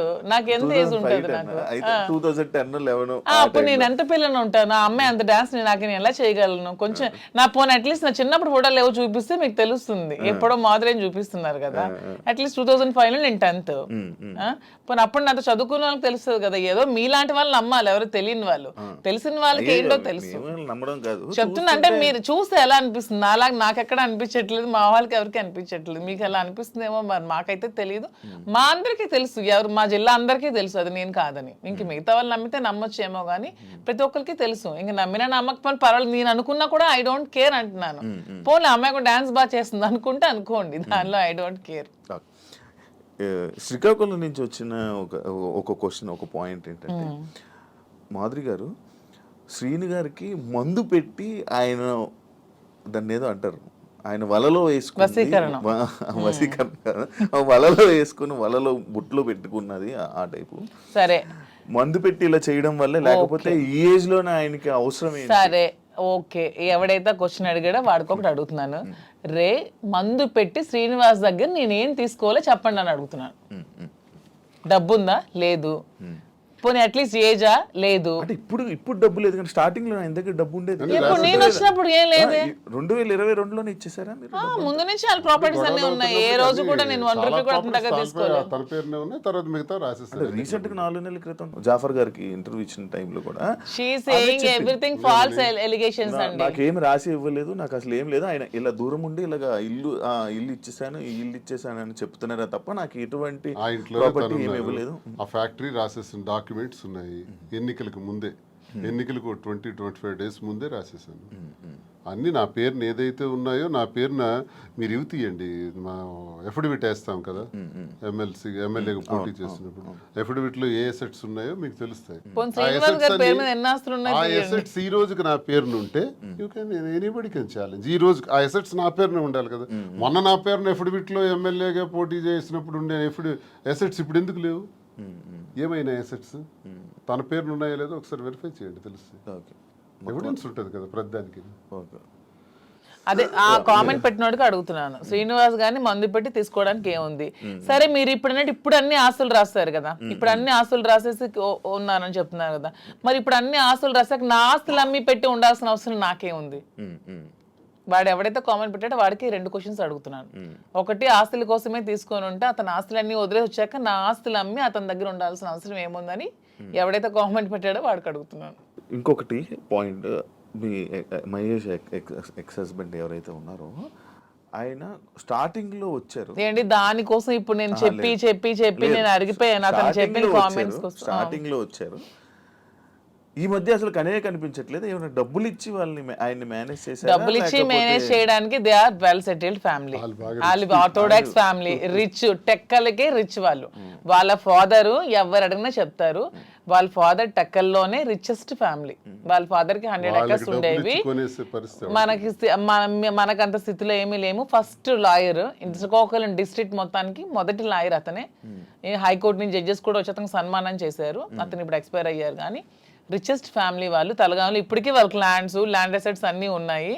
వాళ్ళకి ఏం డబ్బులు అవ్వాల్సిన అవసరం లేదు. తను చక్కగా మెరైన్ చీఫ్ ఇంజనీర్ జాబ్ చేసుకుంటున్నాడు, హ్యాపీగా ఫారెన్ లో ఉన్నాడు. 1 రూపీ కూడా వాళ్ళకి ఇవ్వాల్సిన అవసరం తప్పు. మేము ఇలా ఉన్నదానికి వాళ్ళ ఫ్యామిలీని బ్లేమ్ చేయకూడదు, అది చాలా తప్పు. వాళ్ళ ఫ్యామిలీ చాలా మంచి ఫ్యామిలీ. వాళ్ళేం ఫైనాన్షియల్ గా మా దగ్గర ఏముందని మీ వాళ్ళకి ఇవ్వడానికి ఇప్పుడు మ్యూచువల్ అండర్స్టాండింగ్ మేము మ్యూచువల్ కన్సర్న్ తోనే మేము విడిపోయాం. మా దగ్గర ఏముంది మీ వాళ్ళకి ఇవ్వడానికి? ఇప్పుడు ఎవరు చేయాల్సిన అవసరం లేదు. మీ దగ్గర ఉన్నాయా?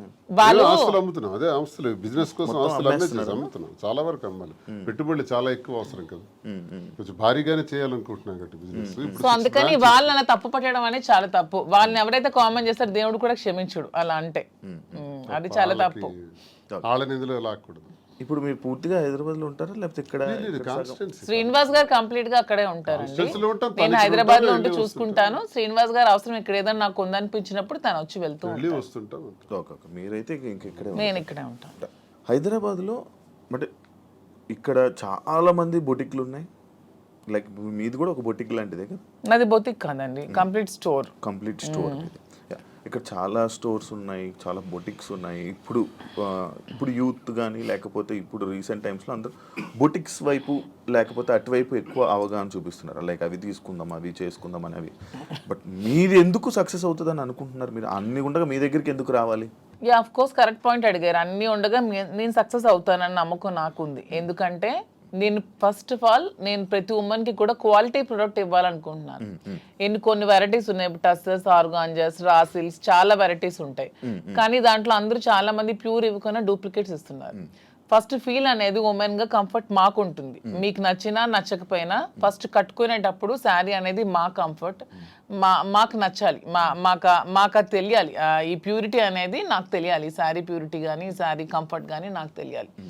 అదే మేము థీమ్తో ఫస్ట్ నేను ప్యూరిటీ అనేది కస్టమర్కి ఇవ్వాలనుకుంటున్నాను. సో ఈ సోకాల్డ్ ఈ షాప్స్, ఈ బొటిక్స్ లాగా డబ్బుల కోసం మేము వ్యాపారం చేయట్లేదు. మాధురి దగ్గరికి వెళ్తే మాకు ఖచ్చితంగా ఒక మంచి క్వాలిటీ తక్కువ రేట్లో బడ్జెట్లో వస్తుందనే నేను మోటోనే పెట్టుకున్నప్పుడు when compare to other shops నా దగ్గర రేట్ తక్కువ ఉన్నప్పుడు కస్టమర్ అనేవాళ్ళు నా దగ్గరికే వస్తారు. వచ్చినప్పుడు వాళ్ళు వెళ్ళేటప్పుడు హ్యాపీగా వెళ్తారు. సో వెళ్ళేటప్పుడు మళ్ళీ సెకండ్ టైం వస్తారు. నేను కూడా ప్రతి బ్రాండ్స్కి ఏదో హీరోయిన్స్ను సెలబ్రిటీనే పెట్టుకునే వదిలే నా కస్టమర్స్ని నేను బ్రాండ్గా పెట్టుకుంటే వాళ్ళకే తక్కువ రేట్కి ఇస్తే వాళ్ళే నా కస్టమర్స్ నాకు బ్రాండ్ అంబాసిడర్స్ అవుతారు. వాళ్ళే 10 మందికి వెళ్ళి చెప్తారు, వాళ్ళు ఇంకొంతమందికి చెప్తారు పలానా దగ్గర షాప్లో తక్కువ రేట్ ఉంది, బాగుంది, క్వాలిటీ ఉంది, ప్యూర్ ఉంది, అప్పుడు నా దగ్గరికి వస్తారు. సో కస్టమర్స్ నా బ్రాండ్ అంబాసిడర్స్. నేను అవన్నీ బ్రాండ్ అంబాసిడర్స్ కూడా పెట్టుకోవట్లేదు. ఇప్పుడు నా దానికి నేనే బ్రాండ్ అంబాసిడర్గా ఉన్నాను. ఫ్యూచర్లో నా కస్టమర్స్నే బ్రాండ్ అంబాసిడర్గా చేసుకుందాం అనుకున్నా. నేనే మోడల్స్ని కానీ హీరోయిన్స్ని కానీ అవన్నీ కూడా చేసుకోవట్లేదు. వాళ్ళకి ఆ కోట్లు లక్షలు ఇచ్చే బదులు నా కస్టమర్ తక్కువ ప్రైస్లో ఇస్తే వాళ్ళే నా బ్రాండ్ అంబాసిడర్గా ఉంటారని నేను అనుకుంటున్నాను. సో ప్యూరిటీ, క్వాలిటీ, రేట్ రీజనబుల్గా ఉన్నప్పుడు నా దగ్గరికి అక్కడ కస్టమర్ ఎక్కడికి ఎందుకు వెళ్తాడు? నాకు డబ్బులు అవసరం లేదు, నాకు కావాల్సింది గుడ్ విల్, ప్రజలతో సత్సంబంధాలు బాగుండాలి. ఎందుకంటే మేము రాజకీయంగా ప్రజా జీవితంలోంచి వచ్చాం కాబట్టి ప్రజలతోనే మా జీవితం ఎక్కువ ముడిపడి ఉంది కాబట్టి ప్రజలకి ఏం కావాలి, ఎలా ఉంటే మేము నచ్చుతాం అనేది మాకు ముందు నుంచి తెలుసు. కాబట్టి మేము వాళ్ళతో ఉన్న రిలేషన్షిప్ మెయింటైన్ చేయాలనుకుంటున్నాం. కాబట్టి వాళ్ళకి మేము తక్కువ ప్రైస్లో క్వాలిటీ శారీ ఇచ్చి ఓకే మాధురి దగ్గర శారీ బాగుంటుందన్న good will within few days లో సంపాదించుకుంటాను. అప్పుడు మీరే రేట్ పెంచిన జనాలు తెలిసిపోతుంది ఖచ్చితంగా. అది నాకు అవసరం లేదంటున్నాను. ఇప్పుడు నాకు లాభం లేకుండా అనను. ఇప్పుడు వీవర్స్ దగ్గర నుంచి 10,000కి వచ్చినప్పుడు కొన్ని షాప్స్ లో ఎక్కువ లాభాపేక్షతో అవి 1,00,000కి 2 లక్షలకి అమ్ముతున్నారు. అలా కాకుండా ట్రాన్స్పోర్ట్ కి మాకున్న గమనించింది అంటే మాధురికి ఫ్యాషన్ పట్ల ఎక్కువ ప్యాషన్ ఉంది కాబట్టి నేను బిజినెస్లో రంగంలో నాకు కొంత అనుభవం బట్టి నేనేం చెప్పానంటే మనకి ఎప్పుడు కూడా క్వాలిటీ ఉండాలి, నాణ్యత ఉండాలి. అసలు ఏంటి ఈ రంగం ఏంటి, అసలు ఈ శారీ ఫీల్డ్ ఏంటి, ఈ పట్టు ఫీల్డ్ ఏంటి, పట్టు సిల్క్ ఏంటి ఒకసారి నా కళ్ళారా చూడాలంది. నీకు తెలుసు కాబట్టి నేను తర్వాత వెళ్ళాను, వారణాసి వెళ్ళాము, కోల్కతా వెళ్ళాము, తర్వాత ఇది ధర్మవరం వెళ్ళాము, కంచి, బెంగళూరు, సేలం, కోయంబత్తూర్, ఇలాగ చాలా ప్లేసులు, యాడికి ఇలాంటి ప్లేసుల్లోకి వెళ్ళి డైరెక్ట్గా మగ్గందారుల దగ్గరికి, నేతన్నల దగ్గరికి వెళ్ళాం.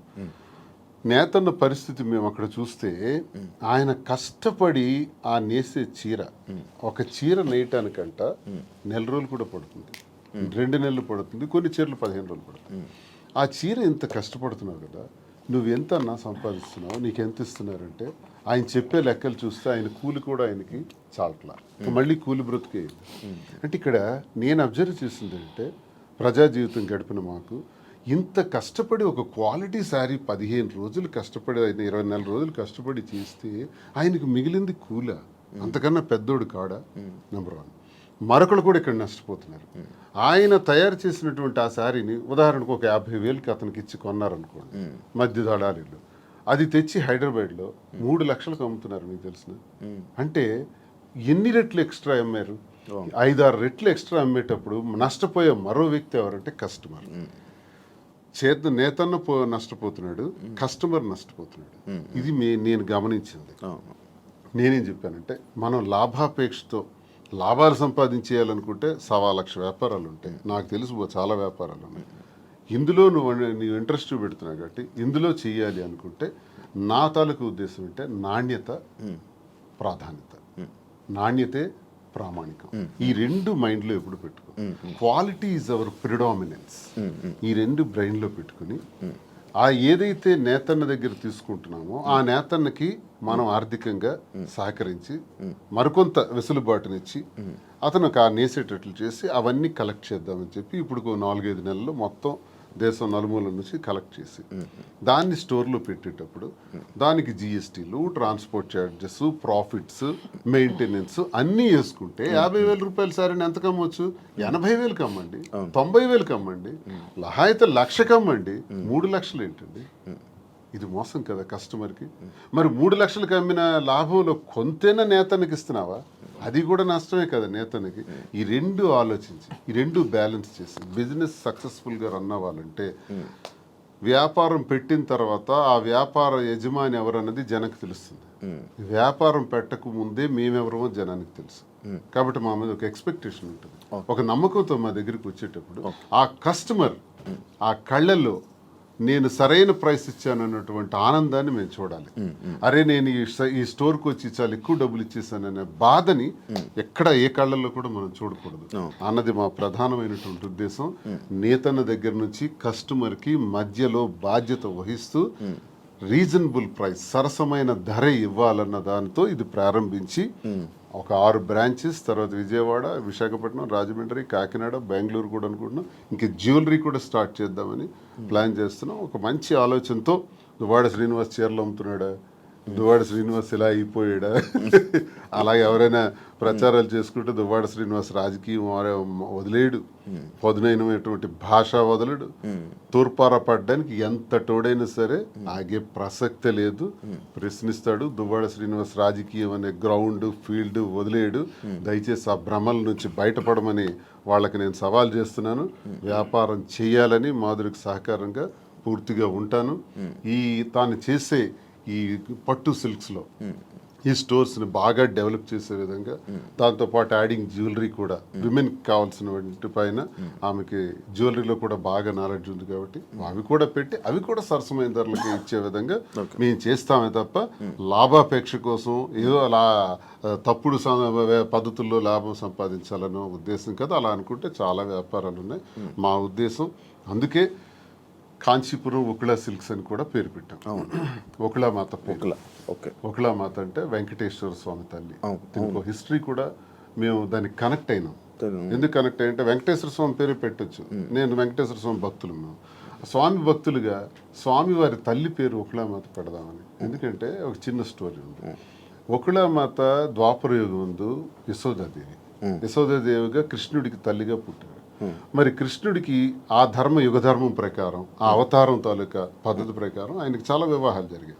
ఆ వివాహాల్లో ఎక్కడా కూడా యశోదాదేవి పాత్ర లేదు.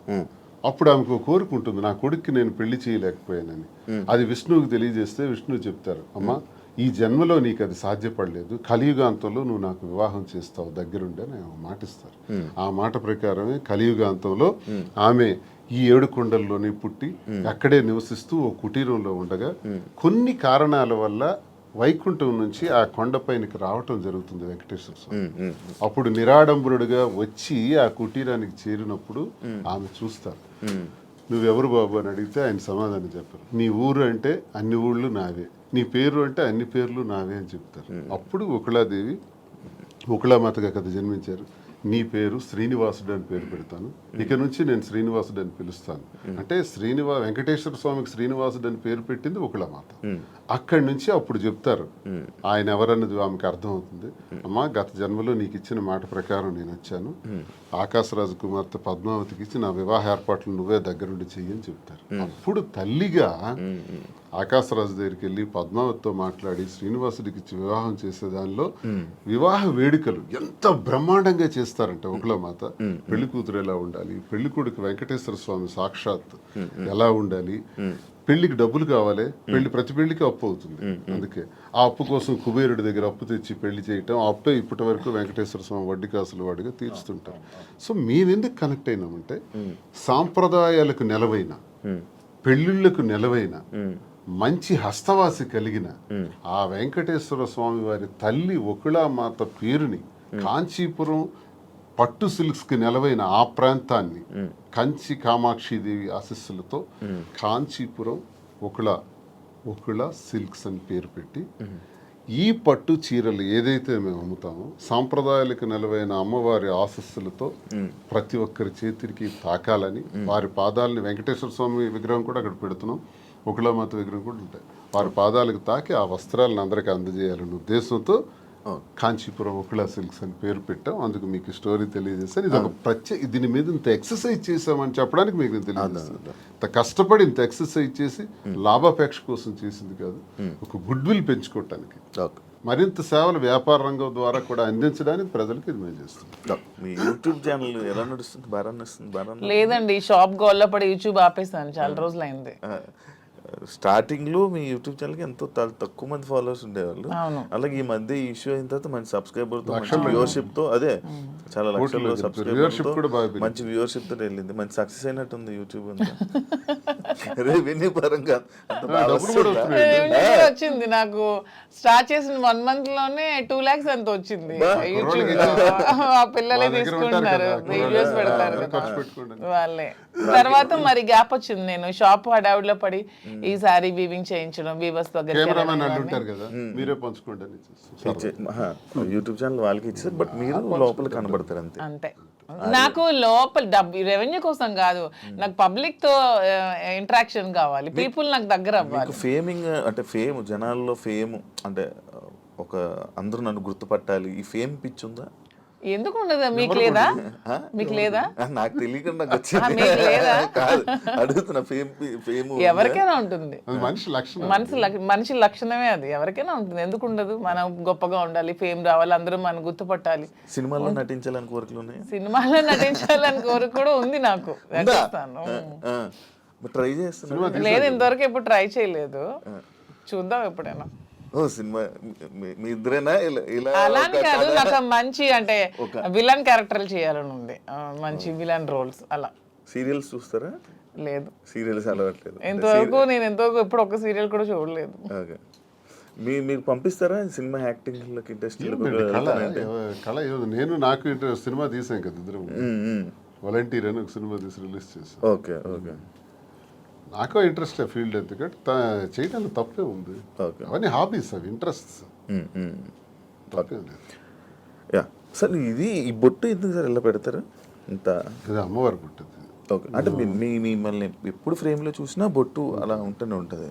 అసలు నాకు తెలిసి హిందూ సాంప్రదాయ ప్రకారం ప్రతి ఒక్కరు కూడా బొట్టు పెట్టుకోవాలి, అది అబ్బాయిలైనా అమ్మాయిలు కానీ. మీ మధ్యన ట్రెండ్ ఫాలో అవుతూ మీరు పెట్టుకోరు, శ్రీనివాస్ గారు సాంప్రదాయం పాటిస్తూ పెట్టుకుంటారు. యాక్చువల్ గా మధుర మీనాక్షి అమ్మవారు బొట్టు ఎప్పుడు తెచ్చుకొని పెట్టుకుంటారు, అదే ఉంటాయి సూట్ కేసులో కానీ, కారులో కానీ, ఎక్కడైనా బాక్సులు ఉంటాయి, ఎక్కడైనా సరే అది పెట్టే బయటకు వస్తాయి. ఇంక ఇంట్లో ఉన్నామన్నా జస్ట్ ఉంటుంది లైట్ గా. ఈ బిజినెస్ పెడుతున్నారు, అంత బాగుంది, మళ్ళీ పొలిటికల్ ఎంట్రీ ఏమైనా ఉందా? పొలిటికల్ గా వెళ్తారు? మళ్ళీ పొలిటికల్ ఎంట్రీ ఏంటి? మేము పాలిటిక్స్ లోనే ఉన్నాం, మళ్ళీ ఎంట్రీ ఏంటి? అదే, this is just short break అంతే. ఇప్పుడు నెక్స్ట్ మళ్ళీ శ్రీనివాస్ గారి fire, Madhuri fire, double fire తో వెళ్తాం పాలిటిక్స్ లోకి. జస్ట్ చిన్న బ్రేక్ తీసుకున్నాం అంతే. ఈ బ్రేక్ లో ఏమైనా దూరం అయిపోతారేమో? దేనికి దూరం అయిపోతాం? ఏమైనా ఎవరికైనా మేము ప్రజలకు దగ్గరగా ఉన్నాం, ఎవరు మమ్మల్ని ప్రజల నుంచి దూరం చేయలేరు కదా. శ్రీనివాస్ గారు మాస్ బేస్డ్ లీడర్, తను మ్యాన్ ఆఫ్ మాసెస్ అన్నట్టు. తన క్యాడర్ తో గానీ ఎవరితో గానీ సంబంధాలు ఉండవు, తనకి డైరెక్ట్ పీపుల్ తో సంబంధం. ఎప్పుడైనా డైలాగులు చెప్పారా, మాస్ డైలాగులు మీకు ఎప్పుడైనా ఓ సినిమా? గోల్డ్ అని ఒకసారి ఒక డైలాగ్ చెప్పండి సార్. బాలయ్య గురించి బోల్డ్ చెప్పండి. అని డైలాగులు, బోల్డ్ అని స్పీచ్లు, బోల్డ్ అని క్లాసెస్ అవన్నీ ఎప్పుడు అవుతూనే ఉంటాయి శ్రీనివాస్ గారి నుంచి. He is completely mass based leader. Duvvada Srinivas అంటే మరి మీకు తెలుసో లేదో కానీ అదే శ్రీకాకుళం మీకు కూడా తెలియాలి. అప్పటి నుంచే బాంబుల్ శ్రీని అనేవాళ్ళు దువ్వాడ శ్రీనివాస్ కి. ఒక రౌడీ, ఒక మాస్ లీడర్, పీపుల్ దగ్గరగా ఉంటాడు, ప్రజల కోసం ఎన్నో పోరాటాలు చేశాడు. ఈవెన్ షూటెడ్ సైట్ ఆర్డర్స్ వచ్చాయి అతని మీద, కాల్పులు కూడా ఎదురెళ్లారు. అలా పోరాట యోధుడు అతను. అతన్ని ఎవరు బీట్అవుట్ చేసి రాజకీయాల నుంచి తప్పించే ఇది కూడా ఎవరికి ఉండదు. అవన్నీ జస్ట్ ఇది చిన్న బ్రేక్ తీసుకున్నారు. మాస్కే చూసి పడిపోయి ఉంటారు. మాక్సిమం శ్రీనివాస్ గారిలో నాకు ఈ వ్యక్తిత్వం ఇష్టం అని చెప్తాను ఏమేమి కదా. నచ్చింది సార్లు, మీకు ఏం నచ్చింది మామూలుగా? హీఈస్ వెరీ హానెస్ట్ అండి. ఎప్పుడు కూడా నాకు తెలిసి ఇంతవరకు నేను ఈ 5 years నేను రాజకీయాలు ఉన్నప్పుడు ఎంతో మంది వచ్చి అతని దగ్గర మేము ఇవి ఇస్తాం, ఎంత డబ్బులు ఇస్తాం, మాకు ఇది చేయండి, మాకు ఇది ఇస్తాం, ఈ ట్రాన్స్ఫర్ చేయండి అన్నప్పుడు ఏ రోజు కూడా 1 రూపీ కూడా ఎవరి దగ్గర కూడా ఆశించని వ్యక్తి ఎవరైనా ఉన్నారంటే పాలిటిక్స్ లో దువ్వాడ శ్రీనివాస్ ఒక్కలే. ఈవెన్ కాకరాపల్లి అప్పుడు థర్మల్ పవర్ ప్లాంట్ ఉద్యమంలో కూడా తనకు 20 crores తెచ్చి ఆఫర్ ఇచ్చారు కంపెనీ వాళ్ళు. అది తృణోపాయంగా కాదనుకున్నారు. ఆ టైంలో తీసుకుని ఉంటే ఎలక్షన్లో అప్పుడే గెలిచేవాళ్ళు. అతను అవతల పార్టీ వాళ్ళు తీసుకున్నారు, ఆ చిన్నాడు వాళ్ళు గెలిచారు. ఆ టైంలో 1 రూపీ కూడా లేకుండా ఎలక్షన్లో పార్టిసిపేట్ చేశారు. కానీ ఏ రోజు కూడా లంచాలకి ఎప్పుడు కూడా తను తలొగ్గలేదు. దానికి అతీతంగానే పనిచేశారు. చాలా హానెస్ట్గా ఉండి ఎప్పుడు అబద్ధాలు చెప్పరు, స్ట్రైట్ ఫార్వర్డ్. ఎవరు ఏదైనా ప్రత్యర్థుల మీద విరుచుకు పడతారు, చాలా ఫ్రాంక్ గా ఉంటారు. తన నమ్ముకున్న నాయకుడి కోసం ఎంతవరకైనా వెళ్తారు. జగన్మోహన్ రెడ్డి అంటే అతనికి చాలా ఇష్టం, దైవ సమానులుగా భావిస్తారు. అతని కోసం మానవ బాంబులా కూడా ఉంటారు. అంటే అతని కోసం జగన్మోహన్ రెడ్డి కోసం అటాక్ అంటే వెళ్ళి ఎదురుగా నిలబడమన్నా నిలబడతారు. నమ్ముకున్న వ్యక్తి కోసం ప్రాణం ఇచ్చే టైప్. సో ఇంత మంచి క్వాలిటీస్ ఎవరిలో ఉంటే ఎవరైనా ఇష్టపడతారు. ఒక పాయింట్ మధ్యలో, శ్రీని గారు అబద్ధాలు ఆడరండి? అస్సలు ఆడరు. మీరు ఎప్పుడు అబద్ధం ఆడలేదు మీ వైఫ్ వాణి గారి దగ్గర కానీ అక్కడ? నేను అబద్ధం ఎప్పుడు? దేనికి ఆడాలి? అన్ని ఫెయిర్ గానే ఉంటాను నేను. ఓకే. ఆ ఫెయిర్ ఇప్పుడు ఈ విషయాన్ని ఎంత ఫెయిర్ గా ఉండడం వల్లే ఎక్కువ గొడవలు అయ్యి అర్థం చేసుకోవాలి అతన్ని. ఓకే. సరే, మీకు సో అదే మా ధైర్యం. ఇప్పుడు అవినీతి అవినీతి అక్రమాలు, భూదందాలు, అధికార దుర్వినియోగం చేస్తే ఇప్పుడు కూటమి ప్రభుత్వంకి బెస్ట్ ఛాన్స్. నా మీద అవన్నీ తీయొచ్చు, లోపల ఇయ్యొచ్చు. నేను ఇంత టార్గెట్ చేసి మాట్లాడదాను కదా. ఇంతమంది నాయకుల మీద ఎన్ని ఉంటాయి కానీ ఇతని మీద ఏం ఉండవు, క్లీన్ చిట్ తో ఉంటారు. జరగటానికి వీళ్ళు నేను చేయను, అదే నా ధైర్యం. మీరు అదే ఇందాక మర్చిపోయాను, మీరు ఏం డైలాగ్ ఎప్పుడైనా చెప్పారా మాధురి గారికి? ఏమైనా ప్రపోజ్ చేసినప్పుడు కానీ లేకపోతే అప్పుడప్పుడు ఏమైనా చెప్తా ఉంటారు? న్యాచురల్ గా ఉంటుంది తప్ప డైలాగ్స్ ఇవన్నీ కావు. తనకి ఆ రకంగా నాలో ఉన్న క్వాలిటీస్ నచ్చిండొచ్చు. ఆమెలో ఉన్నటువంటి ప్రేమతత్వం నాకు నచ్చింది. అదే కదా నేను కోల్పోయాను. ఆమె దగ్గర అదే పొందాను. నా కోసం పాపం అన్యాయం అయిపోయింది, ఒంటరి అయిపోయింది, కన్నవారి అత్తవారి దగ్గర మాట పడింది. సమాజంలో చాలా మంది ఏకాకిం చేసేసినారు. ఈ పరిస్థితుల్లో ఏం చేయాలి? నా పిల్లలు బాగానే ఉన్నారు, నా భార్య అందరూ బాగానే ఉన్నారు, ఆస్తులు రాసేసాను. సో వదిలేద్దామా? మా కోసం త్యాగం చేసిన అమ్మాయికి మేమే రాజకీయాల్లో తీసుకొచ్చి విడిచిపెట్టేస్తే ఒకవేళ ఏదైనా జరిగితే మనసు చిన్నది చేసుకుంటే ఆ పాపం మాకు చుట్టదా? మరి అలా ఉండేటువంటి అమ్మాయికి భరోసాగా నేను నిలబడ్డాను. నిలబడి నేను త్యాగం నేను నిలబడటం గొప్పతనం కాదు, నాలాంటి వాడి కోసం ఆమె నిలబడటం గొప్పతనం. నా జీవితం అంతా కూడా కేసులు, గొడవలు, ఇబ్బందులు, శత్రువర్గాలు చాలా ఎక్కువ. పాలిటిక్స్లో సొంత పార్టీలో కూడా నాకు శత్రువులు ఉన్నారు, సొంత పార్టీలో నా తీరు నచ్చని వాళ్ళు ఉన్నారు. నేను ముక్కుసూటిగా ఉంటాను కాబట్టి ఎవరికి నచ్చదు. నేను ఎవరికి ఖాతరు చేయను. నా వ్యక్తిగత జీవితం, నా మైండ్లో ఏదనుకుంటే అదే చేస్తాను. ఇలాంటి విభిన్నమైన కోణాలు కలిగిన వ్యక్తితో తానెందుకు ఈ టార్చర్ భరించాలా? తన త్యాగమా నా త్యాగమా?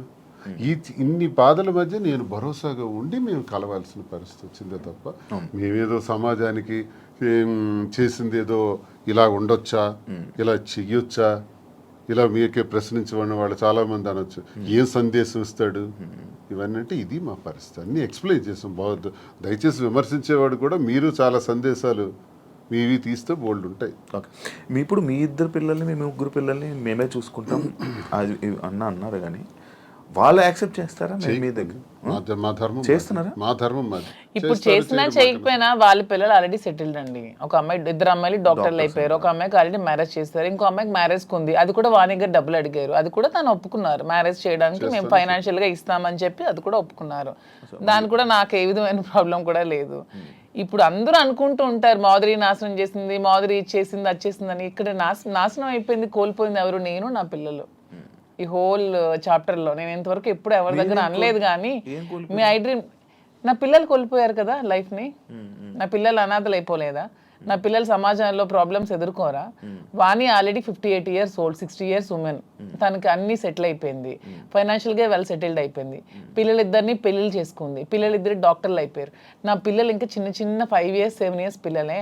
సో ఇందులో కోల్పోయింది ఎవరు? నేను, నా పిల్లలు. అందరూ ఈజీగా అనేవచ్చు ఆస్తులు తీసుకుంది, అవి చేసుకుంది, ఇవి చేసుకుందని. కానీ హోల్ చాప్టర్లో నేను, నా పిల్లలు లాస్ అయ్యాం. ఇందులో లాస్ అయింది శ్రీనివాస్ గారు లాస్ అవ్వలేదు, వాళ్ళ వైఫ్ లాస్ అవ్వలేదు, వాళ్ళ పిల్లలు లాస్ అవ్వలేదు, నా ఫ్యామిలీ, మా హస్బెండ్ వాళ్ళు లాస్ అవ్వలేదు. దీంట్లో నేను, నా పిల్లలు కోల్పోయాం మా జీవితాన్ని. సో ఇది ఎవరు ఏ విధంగా కామెంట్స్ చేసుకోవచ్చు, కానీ నేను ఓపెన్ గా చెప్పాలంటే నా పిల్లలు లాస్ అయ్యారు. సో ఆ పిల్లలు నేను చాలా జాగ్రత్తగా తీసుకుంటూ, వాళ్ళు ఉన్నతంగా చదివించుకుంటూ, వాళ్ళు ఉన్నతమైన స్థానంలో పెట్టాలన్న ఆలోచనతోనే నేను ఇవన్నీ కష్టపడుతూ చేస్తున్నాను. దీన్ని ఎవరు ఏ విధంగా తీసుకున్నా ఐ డోంట్ కేర్. ఆయన పరువు లాస్ అయ్యారు అని అంటే ఎవరు? శ్రీనివాస్ గారు పరువు ఎక్కడ లాస్ అయింది? శ్రీనివాస్ గారిని ఎవరు అనట్లేదు. ఇప్పుడు మీరే అన్నారు మాధురియే లాక్కుంది, మాధురియే వశీకరణం చేసింది, మాధురియే మందు పట్టింది అంటున్నారు. కానీ శ్రీనివాస్ గారు మాధురిని వశీకరణం చేశాడు, శ్రీనివాస్ మాధురిని మోసం చేశాడు, శ్రీనివాస్ మాధురిని నమ్మబలికాడని ఎవరు అనట్లేదు కదా. పోతుందంటే దేశద్రోహం చేసిన, అవినీతి చేసిన, ఇంకోటికి తాలూకు ఆస్తులు దోచేసిన, ఇలాంటివి పరుగుపోయాం. అసలు ఇది మా పర్సనల్ ఇష్యూ అండి. పర్సనల్ ఇష్యూకి దీనికి సంబంధం ఏంటి? పర్సనల్ ఇష్యూ మా మానసిక సంఘర్షణ వల్ల మేము తీసుకున్న నిర్ణయాలు. నన్ను క్యారెక్టర్ అసాసినేషన్ చేశారు, నన్ను పొలిటికల్ గా నన్ను ట్రోల్స్ చేస్తున్నారు, నన్ను కామెంట్స్ చేస్తున్నారు, నన్ను కాంట్రవర్సీలో పెడుతున్నారు, ఎన్ని నెగిటివ్ కామెంట్స్ చేస్తున్నారు, నాది కాని వీడియోస్ నేనని పెడుతున్నారు, నాది కాని వాయిస్లు నావని పెడుతున్నారు. ఏ యాక్సిడెంట్ లో ఎన్ని ఒకటా రెండా? ఈ 6-7 నెలలుగా నా మీద ఎన్ని చేయాలన్నది ఎవ్వరికి ప్రపంచంలో ఏ పని లేదన్నట్టు, ఒక్క మాధురియే ఉందన్నట్టు నన్నే అటాక్ చేస్తూ, నన్నే ట్రోల్ చేస్తూ, నన్నే సెంటర్ చేస్తూ, నన్నే టార్గెట్ చేస్తూ ఎంత చేయాలో అంత చేస్తున్నారు. నేను ఏ రోజు పోలీస్ స్టేషన్ మెట్లు ఎక్కానని నాకు తెలియదు, పోలీస్ స్టేషన్ చూసానని తెలియదు. ఈ పొలిటికల్ లైఫ్లోకి వచ్చాక, శ్రీనివాస్ గారి లైఫ్లోకి వచ్చాక స్టేషన్లకు తీసుకెళ్ళి కూర్చోబెట్టారు, ఎన్ని పెట్టారు. సో అన్ని కోల్పోయింది నేను, నా పిల్లలు లాస్ అయ్యాం దీంట్లో. వాణి అని చెప్పొచ్చు ఇంటర్వ్యూల ముందుకు వచ్చి, ఏం కోల్పోయిందో చెప్పమానండి. She's well settled, 58 years 60 years ఆమెకి ఆల్రెడీ తన జీవితం చూసేసింది, లైఫ్ అయిపోయింది, పిల్లలు సెటిల్ అయిపోయారు, హ్యాపీగా ఉంది. తను అదే కోరుకుంది, శ్రీనివాస్ గారి నుంచి దూరంగా వెళ్ళిపోవాలి, నాకు ఇండిపెండెంట్ కావాలని కోరుకుంది. తనకి ఎప్పుడు ఒంటరిగా ఉండటం ఇష్టం, శ్రీనివాస్ గారి దగ్గర బతకడం ఇష్టం. ఎందుకంటే ఆమె ఎప్పుడు కరప్టెడ్. శ్రీనివాస్ గారిని ఎప్పుడు కూడా లంచాలు తీసుకోమని ఫోర్స్ చేస్తుంది, డబ్బు పిచ్చి. ఇతనికి నచ్చదు, అక్కడే మొదలయ్యేది వీళ్ళిద్దరికి గొడవ. ఇతను ఎప్పుడు ఫోర్స్ చేసేది, డబ్బులు తీసుకోండి. శ్రీనివాస్ గారు ఎప్పుడు అలాంటివి చేయరు. ఆమె ఎప్పుడు కరప్టెడ్, ఆమె ఎప్పుడు అది చేస్తుంది. శ్రీనివాస్ గారికి ప్రజా జీవితంలో ఉండడం ఇష్టం, ఆమెకి శ్రీనివాస్ గారిని ప్రజలను దూరం చేసి ఆ పదవుల్ని వాణి పొందడం ఇష్టం. ఇవన్నీ కుదరక వాళ్ళు విడిపోయి ఆమె సెటిల్ అయింది, హ్యాపీగా డైవోర్స్ కావాలని. సో ఇక్కడ కోల్పోయింది నేను, నా పిల్లలు మాత్రమే. ఇప్పుడు మీ పిల్లలు మీ దగ్గర ఉన్నారా? నా దగ్గర ఉన్నారు, మీతోనే ఉంటున్నారు. శ్రీనివాస్ గారు ఒక్కొక్కటి ఉంది, మీ గుండెల మీద చేసుకొని చెప్పండి. ఇంటి నుండి బయటకు వచ్చారు కదా, భార్య బిడ్డల్ని మిస్ అవుతున్నాను, లేకపోతే నేను చేస్తుందంతా తప్పు అని ఎప్పుడూ మీకు అనిపించలేదా? భార్య అనే వ్యక్తి దగ్గర ఎప్పుడూ నిచ్చెన పోరాటమే. మాకెప్పుడు సుఖం లేదు. నాతో ఉండాలని తను అనుకోవట్లేదు కాబట్టి నేను తనతో ఉండాలని అనుకోవాల్సిన దానిలో అర్థం లేదు. ఇకపోతే పిల్లల్ని ప్రాణప్రదంగా పెంచాం, చదివించాం, నా ధర్మం నేను నిర్వర్తించాను. ఇంకో పాపకు పెళ్ళి ఉంది, అది మేమిద్దరం కలిపి నిర్ణయం తీసుకున్నాం. ఆ పెళ్లికి సంబంధించిన ఏర్పాట్లు కూడా చేయాలని. They are on the platform నా. చెల్లిన రూపాయి అంటారు. ఇద్దరు పిల్లల్ని చెల్లిన రూపాయలని చేశాను. ఆ రూపాయి 1000 రూపాయలు అవచ్చు, 1 కోటి రూపాయలు అవచ్చు, ఎంతైనా అవచ్చు, చేసాం. నన్ను వాళ్ళు కోరుకుంటే ఈ పరిస్థితి వచ్చి ఉండేది కాదు. ఇప్పుడు ప్రేమ అన్నదే మనిషిని దగ్గర చేస్తుంది. నేను అనుకుంటే అయిపోదు. ఇంటికి తాళం వేసిన రోజు నేను అదే ఆలోచించాను. ఇంటికి తాళం వేసి 10 రోజులు నాకు కనీసం అవకాశం లేకుండా చేశారు. ఇప్పుడు నేను ఇంటికి తలుపులు విరగొట్టుకుని వెళ్ళొచ్చు. ఇల్లు ఏం చేయాలి? ఎక్కడ కూర్చోమంటారు? ఆత్మాభిమానం చంపుకొని ఆ ఇంట్లో ఎలా ఉండమంటారు? అప్పుడు ఇంతకాలం 28 సంవత్సరాలు నేను వాళ్ళకి ఒక భర్తగా ఒక తండ్రిగా చేసిన కృషి అంతా కూడా నేలపాలు చేసేసినారు. ఇంక నేను వెళ్ళి ఏం చేయాలి ఇంటికి? ఇంక నాకు ఎందుకు బాధ ఉంటుంది? గుడ్డమే చేసుకునే చెప్తాను. పిల్లల మీద ఎందుకు ఉంటుంది మరి? వాళ్ళైనా ఆలోచించారా నా గురించి? అమ్మ ఒకటే నాన్న ఒకటే అనుకోవాలి, ఆలోచించారా? కాదు, ఒక భార్యని ఎల్ అనే వర్డ్ ఏదైతే ఉందో బూతు, భార్య పిల్లల్ని అలా అందరి ముందు మీడియా ముందు అలా అనడం కరెక్టా? ఎవరన్నారు? మీరు వాడారు కదా ఇప్పుడు అప్పుడే ఆ గొడవలు అవుతున్నప్పుడు ఏదో కన్స్ట్రక్షన్ అదే రాంగ్ పోర్ట్రేట్ చేశారు. నేను పలాసలో ఉన్నాను. పలాస నుంచి ఇంటికి వచ్చి నాకు తెలిసింది ఏంటంటే ఇంటి మీదకి దాడి చేశారని. ఇంకా టెక్కలు వచ్చేలోపు 27 కిలోమీటర్లు టెక్కలు వచ్చేలోపే ఇంటి దగ్గరకు వచ్చి బ్లేడ్లు, అవి టాటా డోర్స్, స్టీల్ డోర్స్, వాటిని పవర్ బ్లేడ్స్ పెట్టి కట్ చేసేసి ఇంటి మెయిన్ డోర్ కూడా కట్ చేస్తున్నారు. ఎగ్జాక్ట్ నేను ఆ ప్లేస్లో అప్పుడే వెళ్ళాను. నా కొడకల్లారా, నా ఇంటిని ఎవడో వెధవులు వచ్చి కట్ చేస్తుంటే, ఇప్పుడు మీ ఇంటి మీద నేను ఒక రాయిసిరాను అనుకోండి, ఫస్ట్ మీకు కోపం వస్తుంది. కోపం వచ్చి నా మీద రియాక్ట్ అవుతారు, తర్వాత మిగతా విషయాలు చూస్తాం. ఆ రియాక్షన్లో భాగంగానే నేను వెంటనే అన్నాను అని ఒక కర్ర తీశాను. కర్ర తీసి ఆ కోపంతో ఉద్రేకం అయిపోయాను. నా గేట్ సరిగ్గా కొట్టేసినారు, ఇంక మెయిన్ డోర్ కట్ చేస్తున్నప్పుడు ఆ ఊగిపోయి ఆ కోపంతో నేను కర్ర తీసి ఇంకా ముందుకెళ్తున్న పోతున్నప్పటికీ పిల్లలు వైఫ్ వెంటనే నేలకేసి కొట్టాను. వీడియో మీరు అబ్జర్వ్ చేయండి. అది నేలకేసి కొట్టి 30 రోజుల పాటు లోపల మేడ మీదే ఉన్నాను. మళ్ళీ బయటకు రాలా 30 days. ఎందుకు నేలకేసి కొట్టాలి? ఆ వీడియోలో నేను ఆ ఎల్లని పదం వాడింది ఆ ఇంటి మీద కట్ చేయడానికి వచ్చే వాళ్ళ మీద, వీళ్ళ మీద కాదు. కానీ వాళ్ళ మీదకి నేను వెళ్తుంటే వీళ్ళు ఎదురుగా వచ్చినప్పుడు నేలకేసి కొట్టాను. నేలకేసి కొట్టింది కూడా మీరు చూడండి ఆ వీడియోలో. ఎందుకు నేలకేసి కొట్టాలి? పైకి తీసింది, పైకి తీసిన కర్ర ఎవరికైనా తగలాలి, ఏదో జరగాలి, తగలలేదే, నేలకెందుకు కొట్టాను? దాని అర్థం వాళ్ళు ఎదురుగా వచ్చారు కాబట్టి. వీళ్ళు మళ్ళీ ఎదురుగా వస్తున్నారు, నేలకేసి కొట్టేశాను. ఆ బాధ వాళ్ళ మీద ఉండే ప్రేమాభిమానాలతోనే నేలకు కొట్టాను. లేకపోతే కర్ర పైకి లేచి ఉండేది. 4 రోజులు నరకమే అనిపించాను ఇంట్లో. రోజుకి 2 ఇడ్లీలు తిని బతికిన రోజులు కూడా ఉన్నాయి. ఎవరు చూస్తారు? ఇంటి దగ్గర ఇళ్ళే సరెండర్ చేసి అచ్చెన్నాయుడు సహాయంతో చుట్టూ పోలీసులు ఉండి ఓడిపోయానని నాకు చేసిన హింసకు ఇవన్నీ అవసరమా అండి? ఆ రోజు ఎక్కడి నుంచి పోవాలి, ఎక్కడున్నా పర్వాలేదు, లుంగీ షర్ట్ గాడు ఇన్ని విమర్శించిన ఆమె ఆఖరిలో ఒక మాట మార్చింది, ఆయన ప్రాణానికి ప్రమాదం ఉందని. మరి ప్రాణానికి ప్రమాదం ఉన్నప్పుడు ఇప్పుడు 4 నెలలు అవుతుంది, నేను ఎక్కడున్నాను చూస్తున్నాను. మరి ఇప్పుడు ప్రాణానికి ప్రమాదం లేదా? ఇంటికి తాళం వేసావు కదా, తాళం వేసి ఈ రోజుకి సుమారు 2 ఏళ్ళు పైన అయిపోయింది కదా, ఇప్పుడు నా ప్రాణానికి ప్రమాదం లేదా?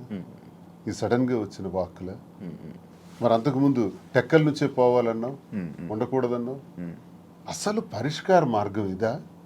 భార్యాభర్తల మధ్య జరిగే గొడవకి పరిష్కార మార్గం ఇదా? 4 గోళ్ల మీద చర్చించుకోవాలి, లేదా పెద్ద మనుషులకు చెప్పాలి, పరిష్కరించుకోవాలి, లేదా కోర్టుకు పోవాలి. మీడియా ఏంటి? ఇంటికి రావడానికి మీడియా ఎందుకు? కార్యకర్తలు ఎందుకు? ప్రజలు ఎందుకు? అంటే రచ్చ చేయడానికి కదా, నన్ను అబాస్పాలు చేయడానికి కదా, నన్ను క్యారెక్టర్ అసాసినేట్ చేయడానికి కదా. అప్పుడు ఎలా కలుస్తారో చెప్పండి. కానీ ఈ ఇష్యూ అప్పుడు ప్రేమాభిమానాలు ఎందుకు ఉంటాయో నాకు చెప్పండి ఒకసారి. ఈ మ్యాటర్ని మీరు ఏదో రాజకీయం చేసినట్టు ఇప్పుడు మాటల్లోనే అర్థమవుతుంది. అంటే అచ్చెన్నాయుడు గారు ఎందుకు వచ్చారు ఈ ఇష్యూ? అచ్చెన్నాయుడు సహాయం లేదు, పోలీసులు వచ్చి అక్కడ ఆవిడకి ఎందుకంటే అంటే ఇంటికి ఒక ముందు lady- అలా కాదు శివ గారు, ఒక్క నిమిషం అండి. ఈ ఇంటికి రాకముందే మేము ఏ ఇల్లు అయితే కట్టుకొని మా ఇద్దరం ఇంట్లో ఉంటున్నామో, ఈ ఇంటికి ముందు 1 year ముందే ఆవిడ డైవర్స్ కావాలని ఎదురు సెటిల్మెంట్ కోరుకుని ఎదురు సెటిల్మెంట్ అయిపోయింది. ఆమె డైవర్స్ కావాలని అడిగింది. శ్రీనివాస్ గారు పాపం పిల్ల కోసం ఆలోచించి డైవర్స్ వద్దు అది ఇది అని చెప్పినా సరే ఆమె ఏమీ వెనుకునే డైవర్స్ కావాలని 2023లో అడిగింది ఆమె. మేము 2024లో ఈ హౌస్ కన్స్ట్రక్షన్ చేసుకొని మా ఇద్దరం కలిసి ఇంట్లో ఉంటున్నాం. అది ఆమెకు కూడా తెలుసు. ఆమెకు తెలిసే ఫైనాన్షియల్ సెటిల్మెంట్ కోరింది. ఫైనాన్షియల్ సెటిల్మెంట్ కూడా చేసాం. ఎవ్రీ మంత్ డబ్బులు అడిగింది, అవి కూడా ఇచ్చాం. మొత్తం అన్ని చేసింది. సో ఎప్పుడు జరిగింది ఇది? 1 year ముందు జరిగితే 2024లో వచ్చి ఆమె ఇల్లు దగ్గరికి వచ్చి గొడవ చేయడం ఏంటి? సో ఇది కూటమి ప్రభుత్వం ఈ అచ్చెన్నాయుడు సపోర్ట్ కాదంటారా? మరి ముందు ఆమె డైవర్స్ కావాలని అడిగిన ఆమె ఇప్పుడు ఎందుకు వచ్చి ఇల్లు బ్రేక్ చేస్తుంది? మేము కట్టుకుని ఇల్లు ఆమెకి ఎందుకు కావాలి ఇప్పుడు? ఆ రాత్రి పోలీసులతో పాటు తెలుగుదేశం కార్యకర్తలు ఇంటి దగ్గరికి వచ్చారు. నేను ఒక ఎమ్మెల్సీగా ఉన్నాను కదా, దేనికి వచ్చారు అసలు? ఇంకో విషయం నాకు హయ్యర్ అఫీషియల్ నాకు చెప్పాడు పోలీసులు, సార్ మీరు మొన్న కర్ర తీశారు, మీకు ఆ కర్ర తీసినందుకు 307 పెట్టమన్నారు సార్.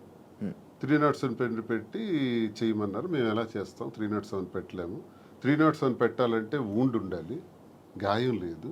గాయం లేకుండా మేము 307 పెట్టలేమని చెప్పేసినాం. కానీ మీ మీద మళ్ళీ 307 పెట్టమని ప్రెజర్ ఇచ్చారు. మళ్ళీ same situation second time repeat అయితే 307 మీ మీద పెట్టక తప్పదు, మీరు జైలుకి వెళ్ళక తప్పదు. ఎందుకు ఈ మాట అన్నారో తెలుసా? నాకు 307 పెట్టి లోపలికి పంపిస్తే ఎంటర్ అయిపోతారు ఇంట్లో. మరి ఆ పెద్ద అఫీషియల్ నాకు చెప్పాడు, నేను ఒక ఎమ్మెల్సీగా ఉన్నది, పేరు చెప్పకూడదు, గవర్నమెంట్ అఫీషియల్. అంటే ఏ ధైర్యంతో చెప్పాడు? 307 పెట్టే ధైర్యం చెప్పమంది ఎవరు? ఆ పేరు కూడా చెప్పాడు, అచ్చెన్నాయుడు పెట్టమన్నాడు అని, చెప్పమన్నాడు అని. మరి అచ్చెన్నాయుడు ఇన్వాల్వ్మెంట్ నా మీద, భార్య టెక్కల నుంచి పంపిస్తుంది కాబట్టి సపోర్ట్ చేశాడు అచ్చెన్నాయుడు. 2023లో ఆమె డైవర్స్ అడిగింది, 24లో ఇంటికి వచ్చి గొడవ చేసింది. ఓకే, అదంతా ప్లాన్ గా చేసిన డ్రామా. 29th August 23 29th. మీరు ఇప్పుడు 24th గురించి మాట్లాడుతున్నారు, 24 ఆగస్ట్ గురించి మీరు మాట్లాడుతున్నారు. ఇదే ఆగస్ట్ 29th నాకు ఇంటి నుంచి వచ్చినటువంటి message, never and ever dare to speak with, never and ever dare to mention me as your wife in any interview, because we both don't want to have relation anymore. You only mention my name, and I am also not to mentioning you as my husband. I want divorce. అని first తానే. అది 2023. Okay, ఈ గొడవ 2024. 2022లోనే గొడవలు జరిగాయి. 2022 నుంచి మా ఇద్దరం కలిసే ఉన్నాం. She know everything. తను మీరు ఇద్దరు కలిసి ఉండండి, నాకు అనవసరం, నాకు టికెటే కావాలని చెప్పి కోరుకుంది ఆమె. అలాగని టికెట్ కూడా ఇచ్చేసారు శ్రీనివాస్ గారు. అయినా సరే ఆమె నిలబెట్టుకోలేకపోతే పార్టీ మళ్ళీ శ్రీనివాస్ గారు టికెట్ ఇచ్చింది.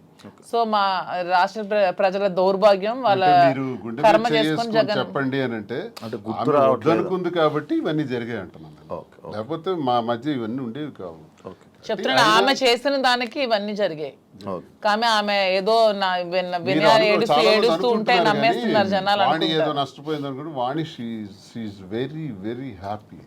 నన్ను బయటకు పుష్ చేయడం వల్ల షీఈస్ ఫీలింగ్ వెరీ హ్యాపీ. అది చాలా మందికి తెలియదు. ఇప్పుడు మీకు ఇప్పుడు వెళ్తారు కదా మీ ఊరు, మీ ఇల్లు కట్టుకున్న ఇంటిదే ఉంటాం. మేము కట్టుకున్న ఇంట్లో ఉంటాం. మీరు కట్టుకున్న ఇంట్లోనే ఉంటున్నాము. హ్యాపీగా ఉన్నారు. వాళ్ళకే నష్టం సార్, వాళ్ళకి ఏముంది? వాళ్ళకి నష్టమే ఉంది. దేనికి లోటు ఉంది? వాళ్ళకి నష్టం ఉంటుంది, అన్ని సెటిల్డ్ కదా. నాకు ప్రాబ్లం ఉంది. ఇప్పుడు నా బండి ఎలా నడపాలి, ఇప్పుడు ఆ పాపకని, రెండో పాపకని పెళ్లికి సంబంధించి, ఇప్పుడు నా నష్టపోయిన ఈ 3 పిల్లలకు సంబంధించి ఈ వ్యాపారాలు, ఈ ఒత్తిళ్ళు ఇప్పుడు నాకున్నాయి తప్ప వాళ్ళకే ఉంది. తనకేముంది చెప్పండి? ఆ వద్దనుకుంటున్నాను, ఫ్రీగా ఉంది. Done, thank you. నేను ఇప్పుడు మీ రాజకీయం మీరు వదిలేసేయండి, మీ బిజినెస్ మ్యాన్ అని, కానీ మీరు కూడా రాజకీయం వదిలేసి ఇప్పుడు మీరు 2022లో మీరిద్దరు ప్రేమికులుగా ఎలాగ ఉన్నారు అలానే ఇప్పుడు నా ముందు ఉండండి కాసేపు. ఇప్పుడు ఈ దేని గురించి మనం మాట్లాడట్లేదు. Actually interview February 14th lovers day. మీరు ఇప్పుడు ప్రేమికులే కదా? February 14th ప్రేమికులం కాదు, మేము ప్రతిరోజు ప్రేమికులం. అందుకే ఇప్పుడు కూడా ఈ February 14th వస్తుంది కాబట్టి, ఇది February 14th స్పెషల్ కాబట్టి మీకు కొన్ని ఉన్నాయి. అంటే మీకు rose day, teddy day, chocolate day లాంటివి తెలుసా? ఐడియా ఉంది కదా? వ్యాలంటైన్స్ డే గురించి కూడా ఉంది కదా. ఏం సార్? అసలు చాలా మందికి దీని మీద అపోహలు కూడా ఉన్నాయి. 270 క్రీస్తుపూర్వం, బిఫోర్ క్రీస్తు, అంటే ఇంచుమించు ఆల్మోస్ట్ 2700 సంవత్సరాల క్రితం రోమ్లో ఒక వ్యాలంటైన్ అని ఒక ప్రవక్త ఉంటాడు. ఆయన ఏం చేశాడంటే కొత్తగా ప్రేమ పాఠాలు, ప్రేమ వివాహాల గురించి చెప్పడం ప్రారంభించాడు. ఆ రోమ్ నగరానికి, దేశానికి రాజు అయినటువంటి క్లాడియస్ ఏంటంటే ఇలాంటి ప్రేమ పాఠాలు చెప్తున్నాడు, వీడికి చంపాలి అని కొంచెం కోపం పెంచుకుంటాడు. ఇదే టైంలో క్లాడియస్ కూతురు ఇతను లవ్ చేస్తుంది, ఆయన ప్రేమ పాఠాలు విని, ఎవరిని? వ్యాలంటైన్స్. అప్పుడు రాజు ఏమిటంటే ఆయన్ని చంపేస్తాడు, అంటే హ్యాంగ్ చేస్తాడు. అదే February 14th. అక్కడికి 20 సంవత్సరాల తర్వాత గెలాషియస్ అనే మరో ప్రవక్త, ఇది చాలా గొప్ప రోజు, ఇది మనకి ప్రేమతత్వాన్ని నేర్పించారు వ్యాలంటైన్. ప్రేమ అంటే తల్లి తండ్రులు పిల్లలకి మధ్యన ఉండేది, అక్క చెల్లెల మధ్యన ఉండేది, అన్నదమ్ముల మధ్యన ఉండేది ప్రేమ. ఆ ప్రేమకు అర్థం ఉంది, ఆ ప్రేమకు రిలేషన్ ఉంది. కానీ స్నేహితుల మధ్య ఉండే ప్రేమ, ఒక ఆడామగ మధ్య ఉండే ప్రేమ, దానికే రిలేషన్ ఉంది. ఆ తత్వం గురించి తెలియజేశాడు ఆ ప్రవక్త వ్యాలంటైన్. కానీ ఆయనకు గురేశారు. అలాంటి వ్యాలంటైన్కి ఉరేయటం వల్ల అతను గొప్పవాడు, గొప్ప ప్రవక్త, ప్రేమతత్వం నేర్పిన ప్రవక్త కాబట్టి ఆయన రోజుని నేను ప్రేమికుల రోజుగా నిర్ణయిస్తానని గెలాసియస్ అనేటటువంటి మరో కింగ్ దాన్ని డిసైడ్ చేస్తాడు. సో ఇప్పుడు వరకు కొన్ని దేశాలు దీన్ని అంగీకరిస్తారు, కొన్ని ప్రాంతాలు వ్యతిరేకిస్తారు, అపోహలు పెట్టుకుంటారు. జరిగిన కథ ఇది. సో దీనివల్ల మనం నేర్చుకోవాల్సింది ఏంటంటే ఈ ప్రేమతత్వాన్ని ప్రతి వ్యక్తిలో కూడా ఉండాలి. స్నేహితుల మధ్య ఉండాలి, కుటుంబాల మధ్య ఉండాలి, భార్యాభర్తల మధ్య ఉండాలి. ఆ ప్రేమతత్వం ద్వారా మేము ఈరోజు ప్రేమతోనే ఇంతవరకు వచ్చాం కాబట్టి ప్రేమతోనే ఉంటున్నాం కాబట్టి వాస్తవమైన మాటలు నా మనసులో ఉన్నది నేను ఆమెకు చెప్పాలి, ఆమె నాకు చెప్పాలి, చెబుతూ అందరూ ఇలాగే ఉండాలి, ప్రేమతో ఉండాలి. ప్రేమతో ఉంటే దేశాలే గెలవచ్చు, ఏ జయాలను పొందొచ్చు. రాజ్యాలే ప్రేమ లేకపోతే రాజ్యాలు కోల్పోతాం, ప్రేమ ఉంటే రాజ్యాలే గెలవచ్చు. ఒక్క మాటతో, ప్రేమతో, ప్రేమపూరితమైన మాటతో అన్నీ గెలవచ్చు. కాబట్టి ప్రేమతత్వాన్ని పెంచుకోవాలని వ్యాలంటైన్స్ డే చెప్పిన ఈ రోజుని ఒక 10 రోజుల పండగగా, 5 రోజుల పండగగా, 3 రోజుల పండగగా చేసుకుంటారు. అదే మీరు ఇప్పుడు చెప్పిన టెడ్డీ అని. ఈ ప్రేమ గురించి ఎప్పుడు తెలుసుకున్నారు? అంటే ఉన్నప్పుడు చదువుకున్నారా? లిటరేచర్ కదా బేసికల్ గా. నేను MA English literature and law student. ఇవన్నీ చదువుకో. మహాభారతం చదివాను, రామాయణం చదివాను, భాగవతం చదివాను.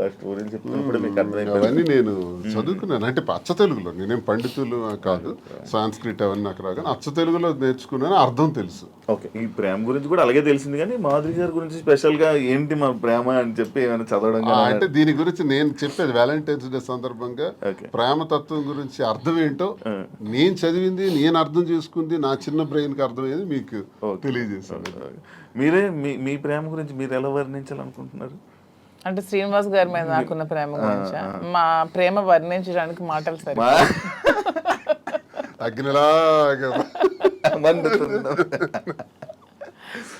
ఇప్పుడు నేను ఈ రోజు వరకు ఎప్పుడు నా జీవితంలో వ్యాలంటైన్స్ డేకి ఈ డేస్ ఏవైతే ఉంటాయో అది నాకు ఎక్స్పీరియన్స్ లేదు. బట్ నేను ఎప్పుడు చూడలేదు. అంటే ఎలా ఇచ్చుకుంటారు, ఎలా మాట్లాడుకుంటారు, నేను ఉండేది అవన్నీ అయిపోయి సార్. కానీ ఇప్పుడైతే ఏం లేదు, ఖాళీ. ప్రేమ ఉండాలి జీవితంలో. అవును, దొరకట్లేదు సార్. నేను ప్రేమనిస్తున్నాను. చూడండి, ఎవరైనా శివన్ మీరు ఎప్పుడైతే ప్రేమిస్తారో గ్యారంటీగా ప్రేమించే వ్యక్తులు దొరుకుతారు. ఈ రోజు మీకు చెప్తాను, నేను అందరికీ ప్రేమనిస్తున్నాను సార్. అంత ప్రతి ఒక్కరిని ప్రేమిస్తున్నాను. కానీ నన్ను ఎవరు ప్రేమించారు? ప్రేమిస్తారు. అది వెయిటింగ్ సార్. నాకు కూడా ఏదో ఒక రోజు అలాగా చీకట్లో నుంచి కూర్చున్నప్పుడు గెంతుకుంటూ అలా ఎప్పుడైనా వస్తారేమో వెయిటింగ్. యా, రోజ్ డే కాబట్టి ఒకరికొకరు రోజు ఇచ్చుకోండి. ఫస్ట్ రోజు ఇచ్చేసుకోండి. మీ దగ్గర ఉన్నాయి. ఇప్పుడు నేను ఈ ఎవ్రీడే ఏదైతే రోజ్ డే ఉందో, propose day, chocolate day, teddy day, promise day, మీలా నేను చూడకుండా చెప్పలేకపోతున్నాను. చూసారా? అంటే అంత ఎక్స్పీరియన్స్ లేదు నాకు. ఇవన్నీ మీరు ఇప్పుడు ఇవన్నీ మీరు చేసుకుంటే నేను చూసి ఆడియన్స్ కూడా చూస్తారు. అండ్ మీ ప్రేమని మీరు ఇప్పుడు ఈ ఇంటర్వ్యూ ద్వారా తెలియజేసుకోండి ఒక్కొక్కరు. ఓకేనా? ఫస్ట్ రోజ్ డే మీ స్టైల్లో మీరు ఇవ్వాలి. మీ స్టైల్ సింపుల్గా ఇచ్చేసుకోవడం కాదు, ఒక ప్రపోజల్. ఓకే, మాకు ఎవరికి సంబంధం లేదు. క్యారెక్టర్లోకి వెళ్ళిపో. Raju, I love you. Thank you. I love you too. Thank you Raju. Rose day, బా ఎంత చక్కగా రోజ్ ఎక్స్చేంజ్ చేసుకున్నారో.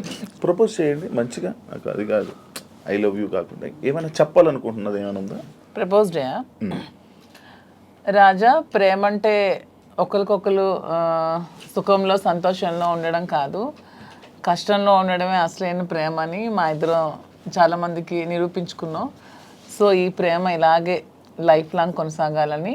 కష్టాలు అనేవి టెంపరీ, లైఫ్లో అన్నీ వస్తూ ఉంటాయి. సో మన లైఫ్లో కూడా మంచి రోజులు వస్తాయని నమ్ముతున్నాను. సో ఇలాగే మన లైఫ్ లాంగ్ ఇద్దరు ప్రేమిస్తూ ఇలాగే హ్యాపీగా ఉండాలని కోరుకుంటూ ఈ ప్రపోజ్ డే రోజు నీకు ఐ లవ్ యూ చెప్తున్నాను. ఐ లవ్ యూ రాజా. చాలామంది జీవితంలో ఆశయాలు, కోరికలు ఉంటాయి.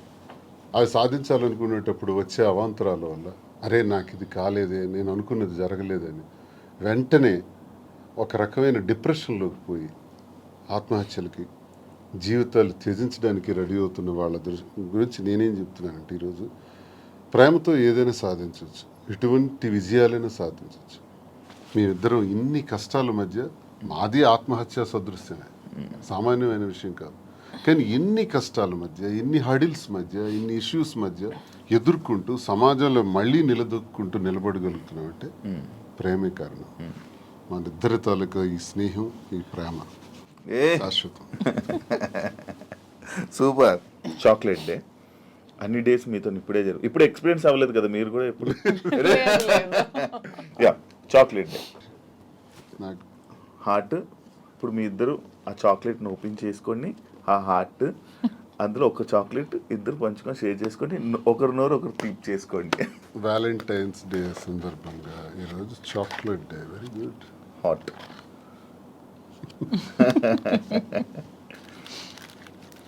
చాక్లెట్, నీకు ఇష్టమైన చాక్లెట్? నాకు యాక్చువల్గా చాక్లెట్స్ అంటే చాలా ఇష్టం. అవునా? అందుకే సార్ తెచ్చి ఇచ్చారు. ఏదైనా వేడుక స్వీట్తోనే స్టార్ట్ చేస్తారంట. సో ఈ స్వీట్ లాగే మన ఇద్దరి మధ్యలో ఇంకా స్వీట్గా ఉంటారని లవ్ స్వీట్ చాక్లెట్.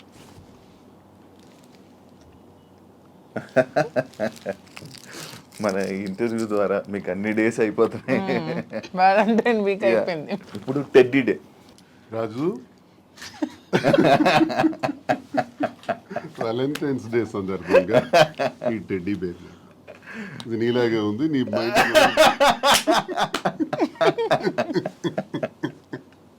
అంటే క్యూట్ ఉందనా? అంటే నేను టెడ్డీలో చబ్బీగా ఉన్నానని. అచ్చా, సూపర్. Thank you. ఇప్పుడు థ్యాంక్ యూ చెప్పారు. Promise day. ఒకరికొకరు ప్రామిస్ చేసుకోవాలనుకుంటే ఏం ప్రామిస్ చేసుకోవాలనుకుంటున్నారు?